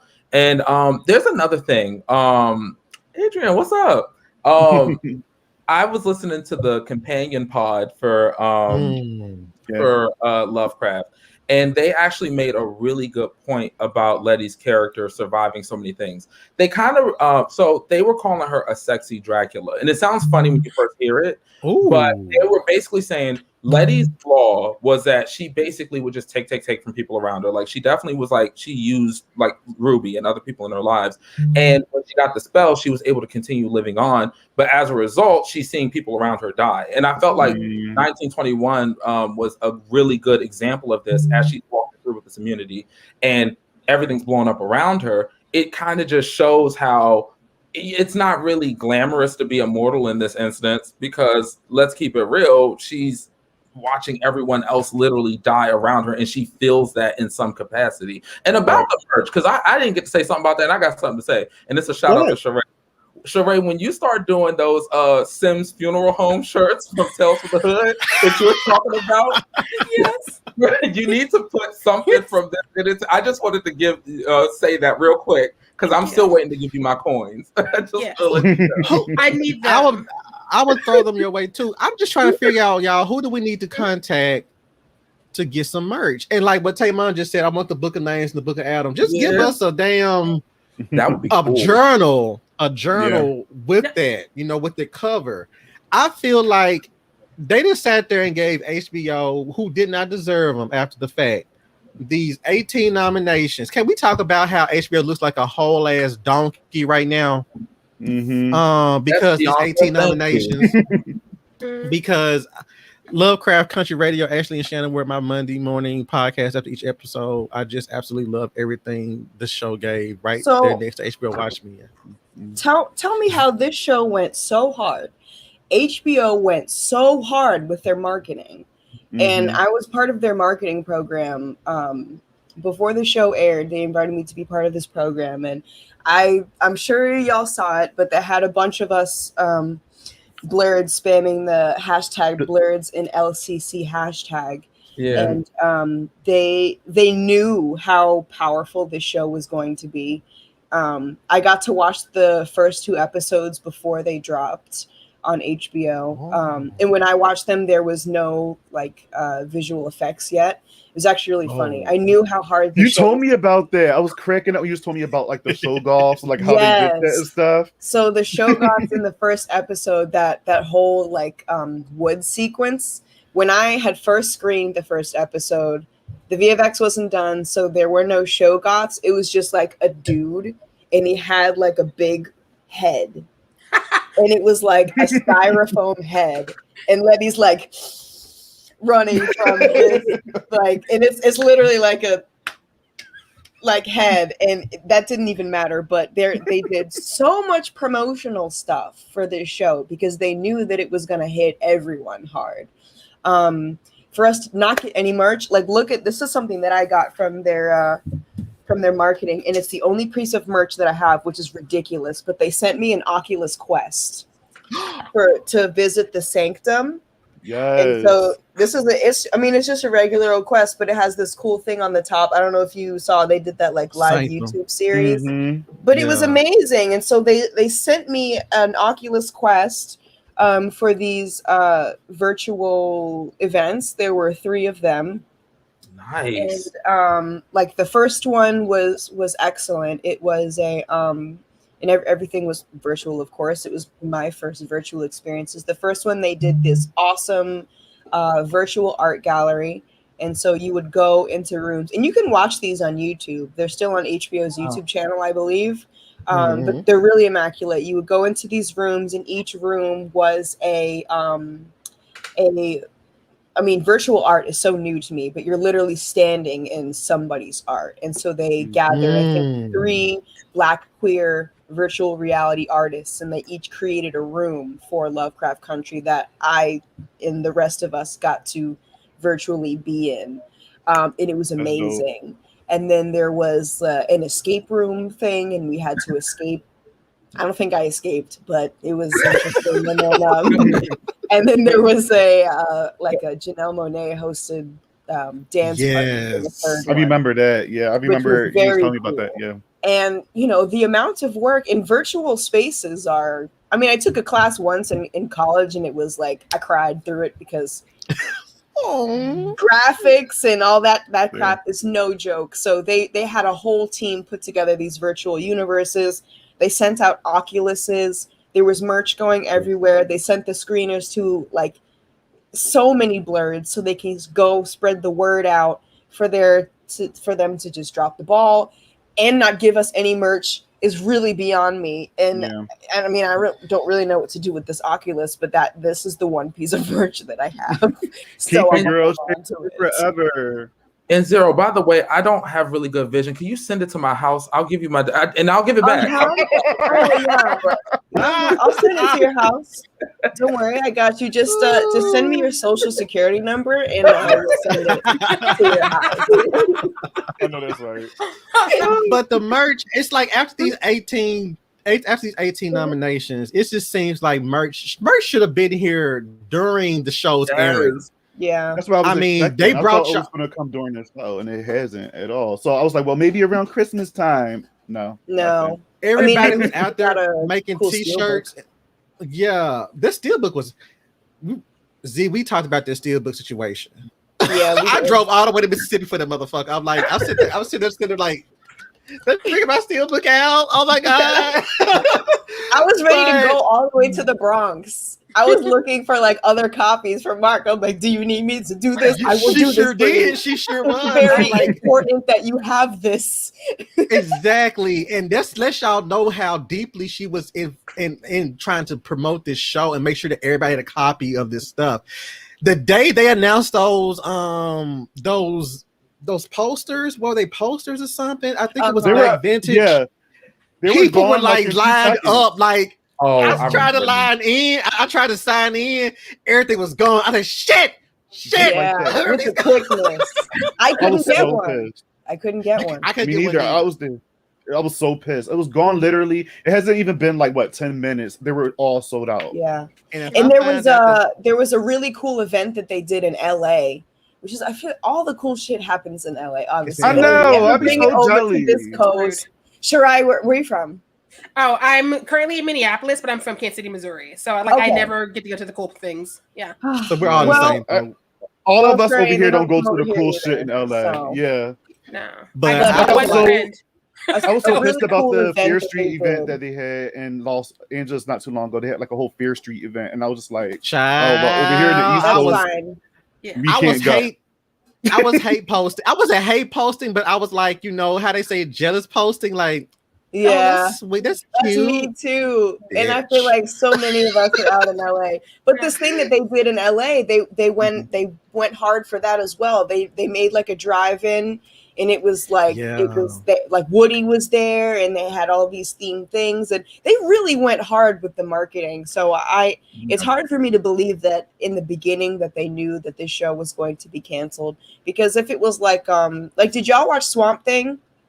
No, I didn't. I didn't watch it, but I remember situation. That was another. That show was bomb. That was a CW show, and that it only had a first season. It was canceled before the first season even finished airing. Yeah. But I remember it was on a different network before the CW, and it was canceled before it even went to the DC CW. universe. Yes. DC universe. Yeah. And I'm just like, well, what's the okay? And I mean, at least they aired it, and I do have it on Blu-ray because it's a bomb show, even though it's one season. But they said fuck the marketing, fuck all the promotion, because we're not going to get more anyway. And they really went above and beyond with Lovecraft, with all of these marketing things and the event, the pop-up that they did in LA and all this other crap. And I don't want to be that hoe, but it seems a little shady and I don't really like it. But this is not a conspiracy channel, so I'm going to just drop it. But I got my Steelbook, so. Yeah, I just like Fright Rags. Look, Bobby, I noticed that when we were live. I said, T-shirt, damn it. Fright Rags, Terror Threads, Cavity Colors, like all of them. Cavity Colors, Gutter Garbs. Y'all need to do something. Yeah. I'm surprised. I'm going to slide in their DMs and be like, yo, what's up with this Lovecraft Country merch? Yeah. That's a good idea, actually. I feel like if we collectively slide in the DMs, then they cannot ignore us. Everybody that's watching this or in the comments, can y'all please go to Cavity Colors and Fright Rags and go in their DMs and just like, yo, Lovecraft Country shirts, we want them. Because I feel like they would do an amazing job on them, and I would be there. Yeah. And I would definitely get. I know Devin Dawes is a great artist, but pick somebody black like Destiny to do the shirts. Mm-hmm. Just pick somebody black. that do the shirts, you know, or somebody else who is an artist that is a black artist. Andrew Lassane, do somebody that has like, you know, the Andrew art that can do this stuff. Yeah, you know, so because that would be a great collab right there for y'all. The fans are suffering. Yes, they're suffering, and we got the cash. Look, I would sit there and I would shift some bills to buy this merch. I would shift some bills to buy this merch. Taymon, Christina was a villain. Yeah, that's why I left it up here because I want to know you guys' opinion on that. Christina wasn't a villain. She was a villain. She was a villain. Yeah, Laundry has a good response to that. Actually, Christina was a white woman that was pushing white supremacy forward. That's my answer. In a bad wig. In a bad wig. Like all the villains had bad wigs. That's how I can identify them. Aside from Tick, he didn't have a wig. Because in the book, William Braithwaite was also Christian. What his name was in the book? Yeah, he was you're also right. He did everything. You came across as I'm doing this for you, but in the end, he benefited from it. So she was a villain. I mean, she was like she was doing the most. A mean girl. Yeah, right. I mean, I'm not gonna lie. I did like her as a villain, though. I did like her. I like her. Yeah, she was a good villain. Yes. Yeah.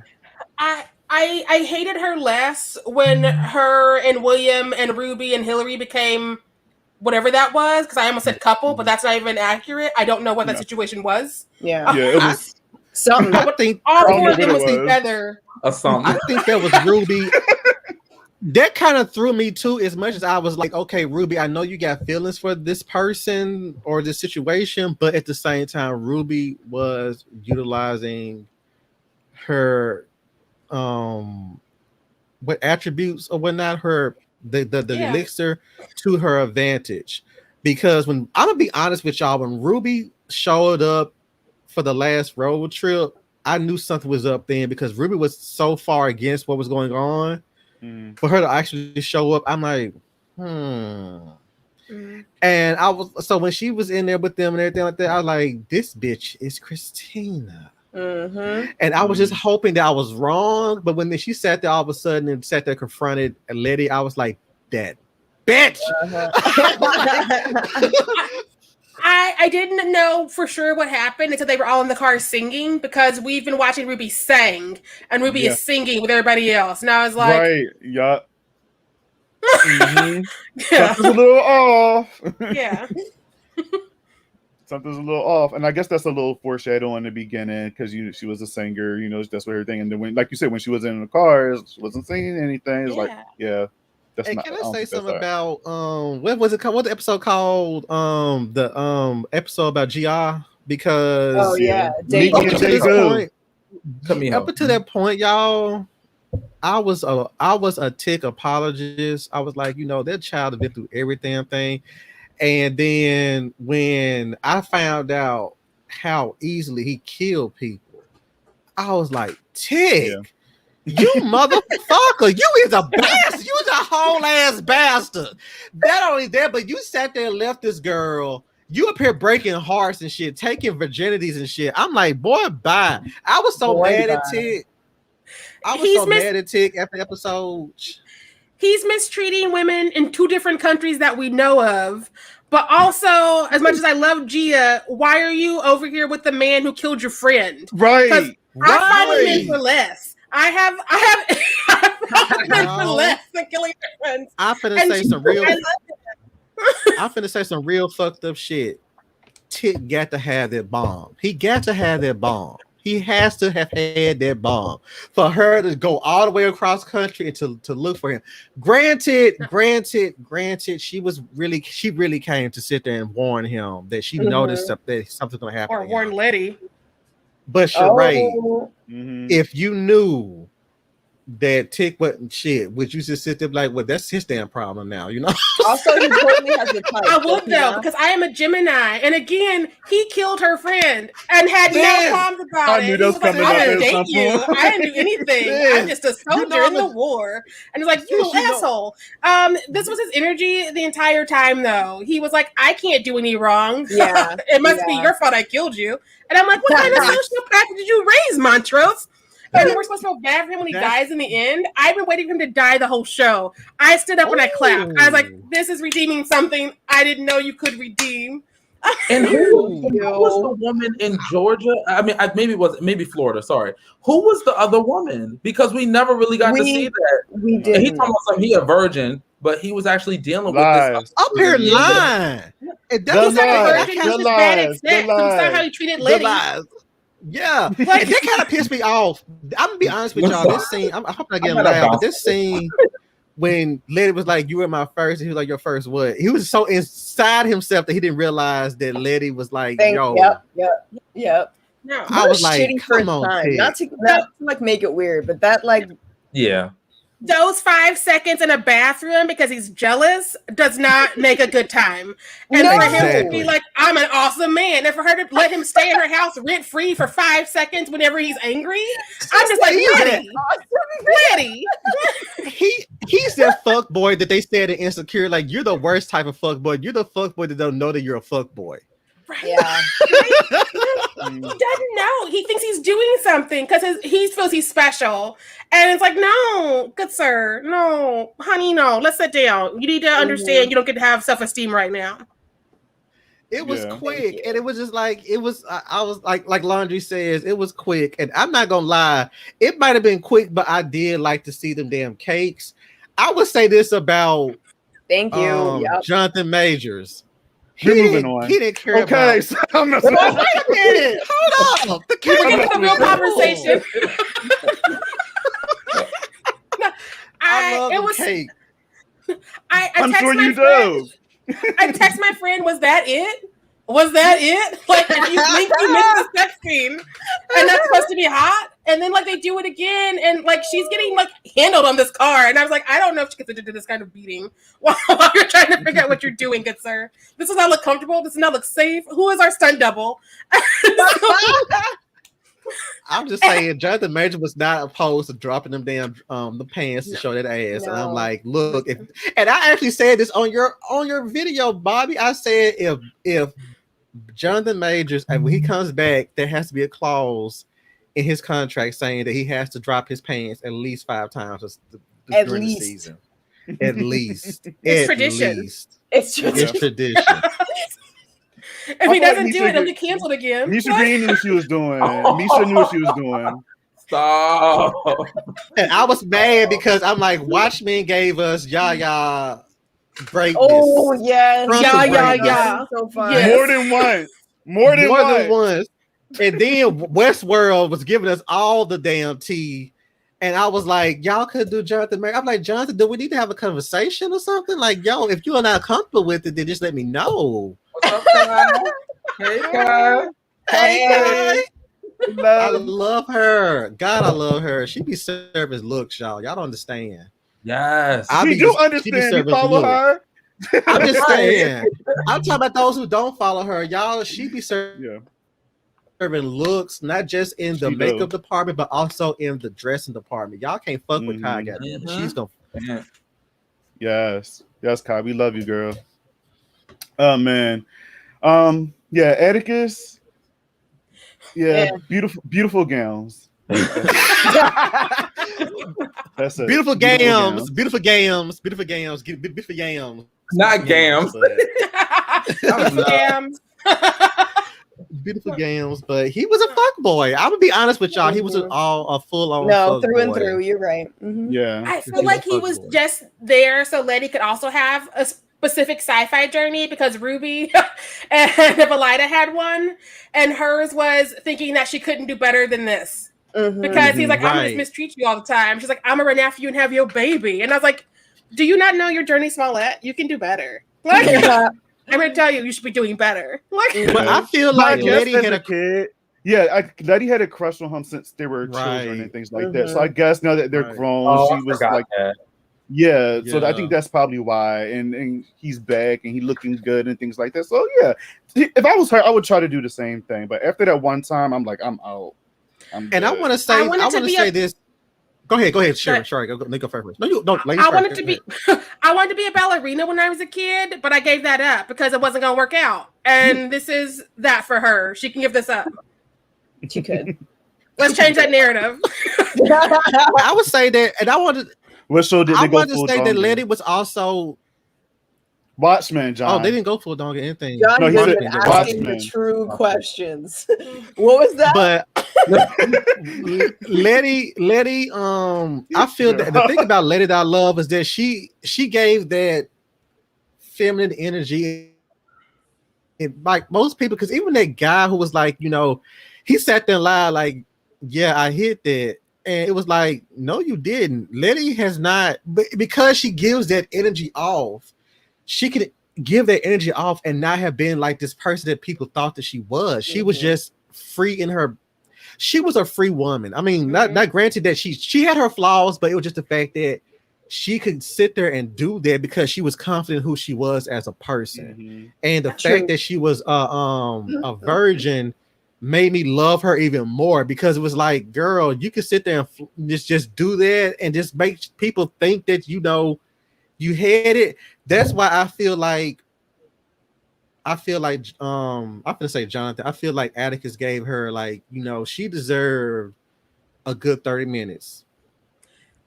She earned it 30 minutes. And she got 0.30 seconds instead. 0.30. You're touching on something that I forgot about, though, Mark. Like, it's interesting about that with Letty's storyline, right? Because I think in a lot of Black communities, they always do try to act like certain. Wait, what happened? Right, Oh, and quit. Lord, you know what? It's been a great. Nice talking to y'all. I gotta go. I'm gonna be with y'all. That was a great conversation. You can find me on the Anti-Critic on Twitter. No. You the main one talking about games. Get out of here.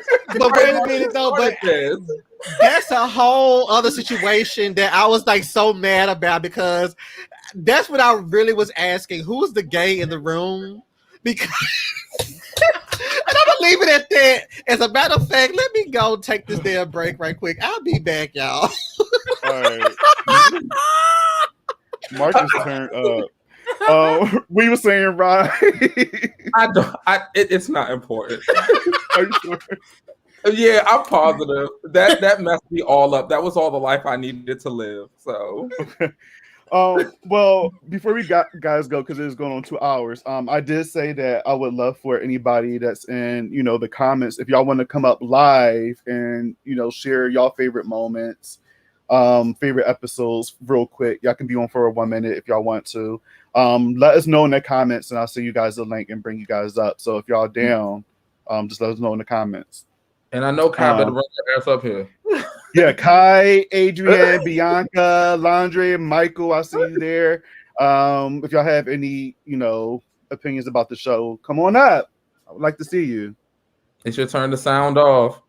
Yes. Especially about this cancellation, because I know everybody was. Whew. Yeah, cancellation is a lot, but I'm still holding in my heart that it'll get picked up.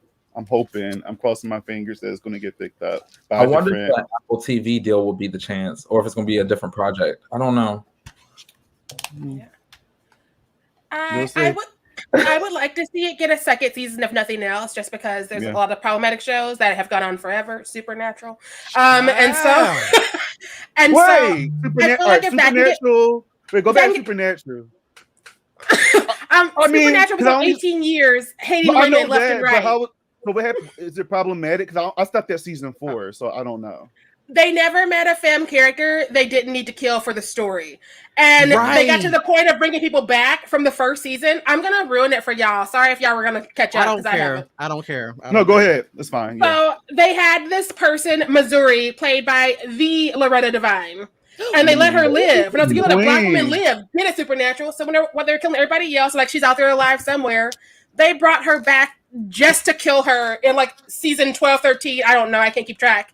And then like let her niece or whoever become the new brown person that's alive somewhere in the universe. And I was like, you could have let them both live. You can have 2 brown people alive. You could try that. But the story always said they needed to kill the femmes, all of them. They were like, wait a minute, one got away, bring her back. It got to the point where fans would drag them at Comic-Con and things and be like, why are you keep killing women? And the actors would look at the writers like, y'all should take this because we're not doing this. And the writer was always like, that's just the way the story goes. No. And then he went on to do The Boys. And so I know it's not going to end well for those characters either. I was pissed off at too, Sharai, about that. I'm just gonna say right quick because I remember when Ruby, I think the characters was Ruby and somebody else in Supernatural in season 3. They brought those 2 characters in, and a lot of the female fans were like, "We don't like them," and somebody else was like, "We don't like them. It's just it should be them 2." I'm like, and they killed both of them off stupidly at the end of the season. In hindsight, they opened setting the mother on fire, so I don't know what we expected from this boys club. But I watched it for a few years anyways, and then I was like, I'm tired of seeing us just murder women and these 2 brothers have adventures while women are dying. So I'm going to stop for a minute. And then it kept going. And I was like, I don't need 18 years of that. Setting the mother on fire. I can't. It opens with them being like, she's on fire on the ceiling. It's supernatural. That, yeah. Don't ask questions. And I was like, she has a point. Yeah. She has a whole ass point. No. And I know they brought her back, and I'm sure they killed her again because that's where the story led them, I'm sure. It's okay. It's okay. It's okay. It is okay. Because I'm right there with you. But as far as the season, we're in the season 2 thing, right? Because I had to go. Yeah. I want Misha to just drop the whole Bible. She's teased us with like the map and the character list and everything. I want her to drop the whole Bible. And to me, it was petty in a good way because it's like, here's my whole situation with HBO. I just want to get this out the way right quick.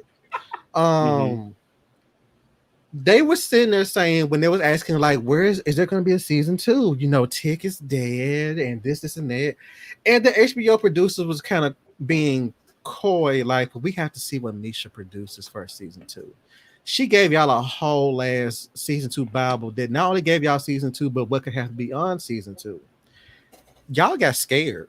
That's what happened. Y'all got shook. Y'all got like, oh my God, y'all trying to sit there and say that if those of you who have not seen what Misha was getting ready to produce, go to her Twitter webpage. I think it's in her Instagram, and just see what she had planned.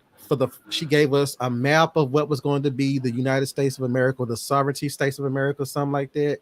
And then also the people who's going to be in the show. Like D was going to be the leader of the new generation of people. D, George Freeman. As Ryan gave y'all a whole list. He gave y'all the list earlier in this episode. So, but the fact that they was like, well, we just decided to go somewhere else, and for Misha to be like, well, this is what I had planned.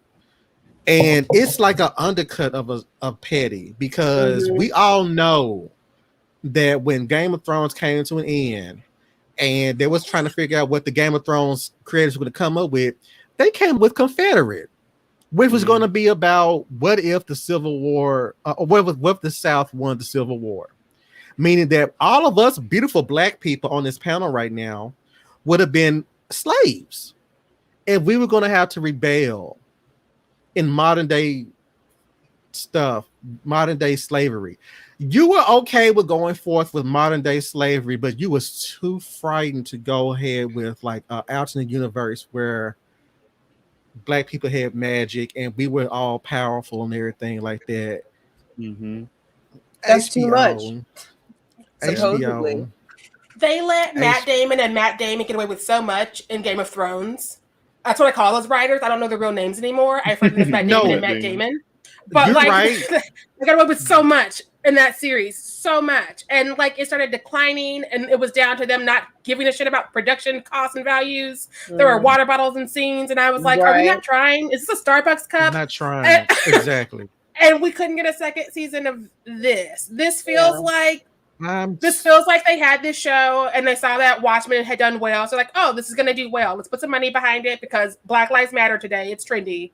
Oh, are we not doing that anymore? We can go back to being what we were last year. Cool.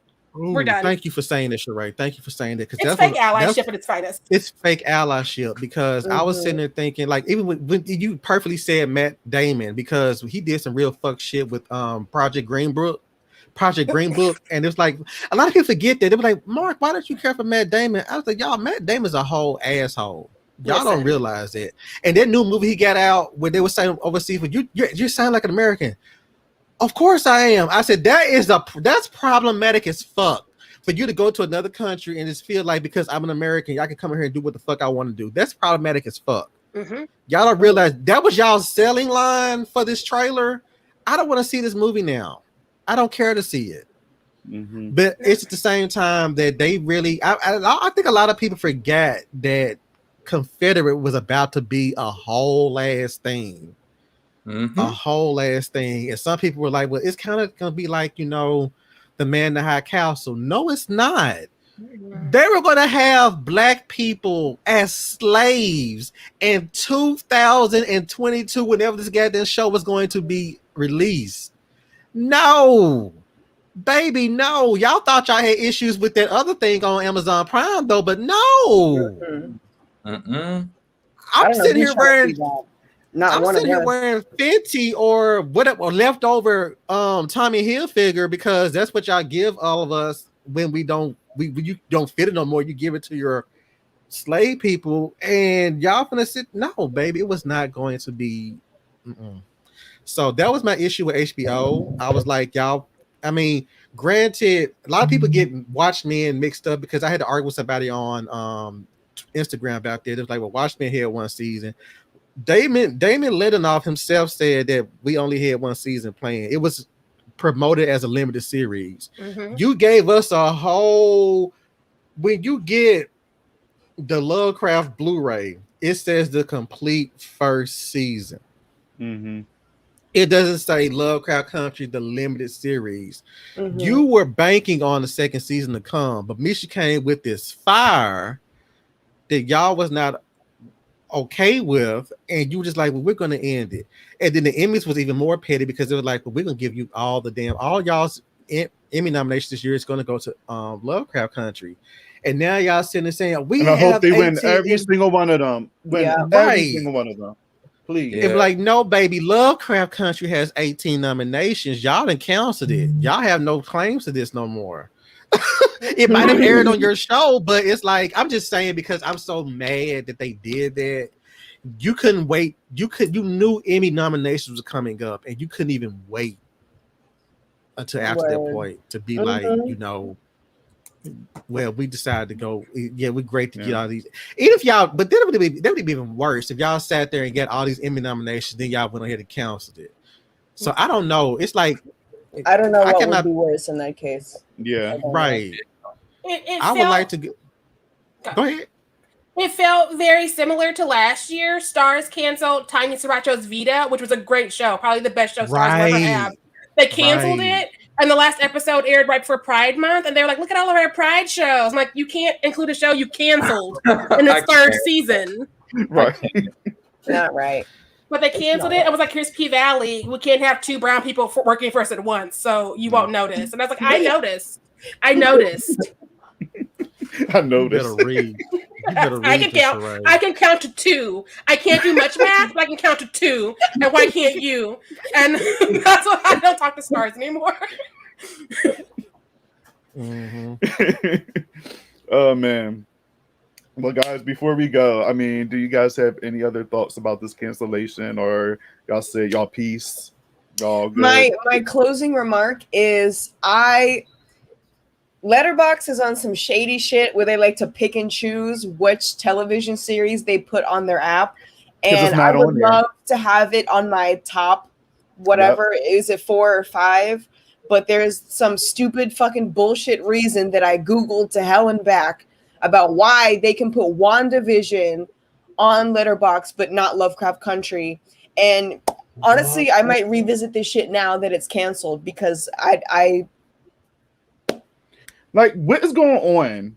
No merch. It's not allowed on Letterboxd, but WandaVision with their little six. You know, you know what? I like WandaVision, but I love Lovecraft Country, WandaVision too. WandaVision, no, but this has I a little bit more of a bigger impact. So, Lovecraft's got Emmy nominations too.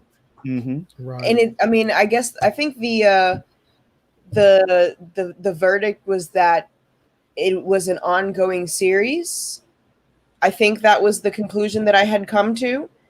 So like ongoing series are not in the Letterboxd criteria, like shows, but they have all these little exceptions that like don't really make sense. So it's like, why are you picking and choosing? right. But now, if that's the argument that they're sticking with, then I would like to see my show on Letterboxd so I can add that to my favorite, so everybody can know if they don't know already, but they probably do. But I want it to be on my shelf, so Same. I'm gonna revisit that. I'm gonna take to Twitter as soon as we dip, guys. I need y'all to have my back. Oh yeah, definitely. Yeah. Of course. I'm not only I got a Letterboxd account, but I'm not on there. But now you make me want to sit there and just call them out. Sometimes you call out companies like that, they'll sit there and respond to you real quick because they don't want that fire. Yep. Not me. I tagged them in everything. I said, please, in all caps too. That's crazy. I wonder why. I mean, well, the reason that you say is I feel like that's just not good enough. I feel like that's cap. Yeah. Definitely. But we'll see. Definitely. Guys have any, or y'all good? Well, it's HBO. You had a good person. Right, Xero. You had a damn good person, and you just treated them like this. It's just, I don't know if y'all was scared because y'all getting y'all's because you know you're little. And what's the name of the damn show? Laundry's right. Yeah. And I was going to answer them because I'm like, what's the name of the damn Sex and the City spinoff? And whatever. That no one asked for. And y'all finna get ready for this because y'all already people. I'm just gonna say this little quick note. People already been mad on Real Housewives of New York because Ebony Williams on there is bringing racial issues to the show and telling the women that y'all have white privilege. And people they're saying that the Real Housewives of New York City has went like off the rails and has very bad ratings. Only because they're talking about unbelievable. Only because they're talking about politics. So I hope y'all don't think because y'all got Sex in the City back that y'all can sit there and just be like, because even though Issa herself ended Insecure, even though she herself ended Insecure, and she got a new show coming out. I love that show. What's the new show called? Talk Shit. What's it called? I don't know. But don't think y'all finna sit there and put us to the side. I'm like Glenn Close on Fatal Attraction. We would not be ignored, HBO. We would not be ignored. We gave y'all those Emmy nominations 2 years in a row with Watchmen and yes, because you didn't gave us a little taste of what y'all can offer, and now y'all finna sit there and kick us to the curb. No, we want more. We want the rabbit and the child. Yes. Ryan, you have anything to say? Because you just like. I mean, it just makes HBO look like jackasses, to be honest. Oh, absolutely. That you would cancel it, and then like a few days later, 18 Emmy nominations, and it wasn't waived. At first, it was like 14, and then it went up to 18. So, and then I mean, like everyone was talking about with this Confederate show that was supposed to be coming out, it's just. I really know for a fact, like they want to make certain stories just keep living on, and they are still threatened by the idea of like the black ass TV shows. They're still threatened by that. And the reality is it was all cute and kosher back when they thought black bodies were so lucrative last year. But as the test goes on, let's see a lot of the places that claim to have our backs still continue to do just that. And we'll see. We will see. Yeah. You better speak, Ryan. We will see. Well, guys, this has been an awesome panel. These 2 hours of talking about our love for Lovecraft Country. I knew we were gonna do this shit. Yeah, no, me too. I was prepared. Because when we get together, this is like when we get together, we talking. It can go on forever. Like this could continue to keep going on, but 2 hours is is long. Oh my god, that time. panel that I did for Juneteenth, we had 45 minutes, and I was like, oh god. There's no way I'm going to get these folks to talk down to 45 minutes. It's going to be a fucking miracle. I was cutting shit out of my scripts, like, but I knew we was going to do this. That was like me and Bobby with our Nightbreed tribute, because we had to keep it like short as well. Like Bobby, you are the man though, because the cutting you did, I can't even imagine. I was stressed. I want to see I'm trying to see the uncut version. I was stressed. Yes. I was stressed. Because we went on pretty much this time or a little bit longer, and I had to get it down to an hour, and I had to cut out so much good shit, and just to get it down to an hour and 15 minutes, and it was just we cut whole categories. We cut whole Cenobites. Don't put Cenobites. Could that unedited version be put on a Patron near me? Because I would like to see that. Yes. I love it. Yeah, I'm gonna put it back up. I'm gonna put it up on my YouTube thing soon, so everybody can see it. So it's a fun time. It was. But all right. Where can everybody find you guys before we go? Who wants to start first? I can be well, Sharai. I can I always be go with the person next to me. Like whoever's next to me, I just pick them. So, but go ahead, Sharai. I can be found having more thoughts on lots of things at my podcast, which is at Nightmare Fierce on Instagram and Twitter, and A Nightmare on Fierce Street on Facebook.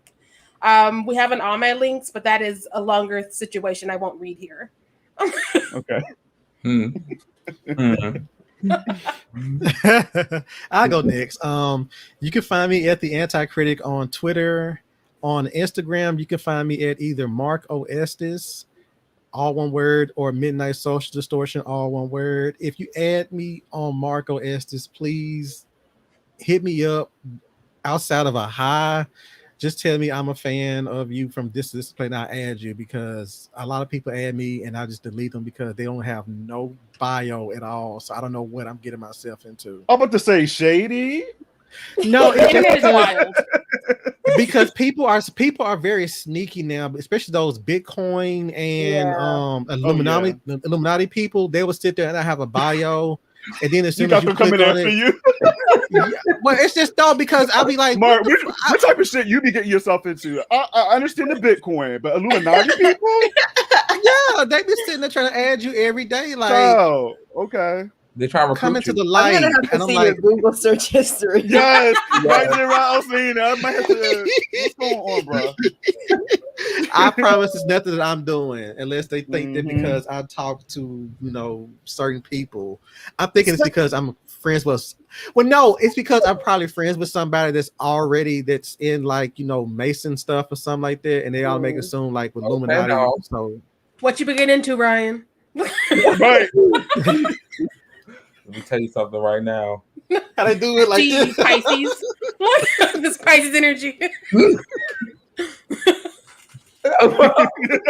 it like this. Lord. Next. I have been Zero Gravity. You can find me on Instagram, Twitter, Facebook, Letterboxd, Twitch at IDK Gravity. Yes.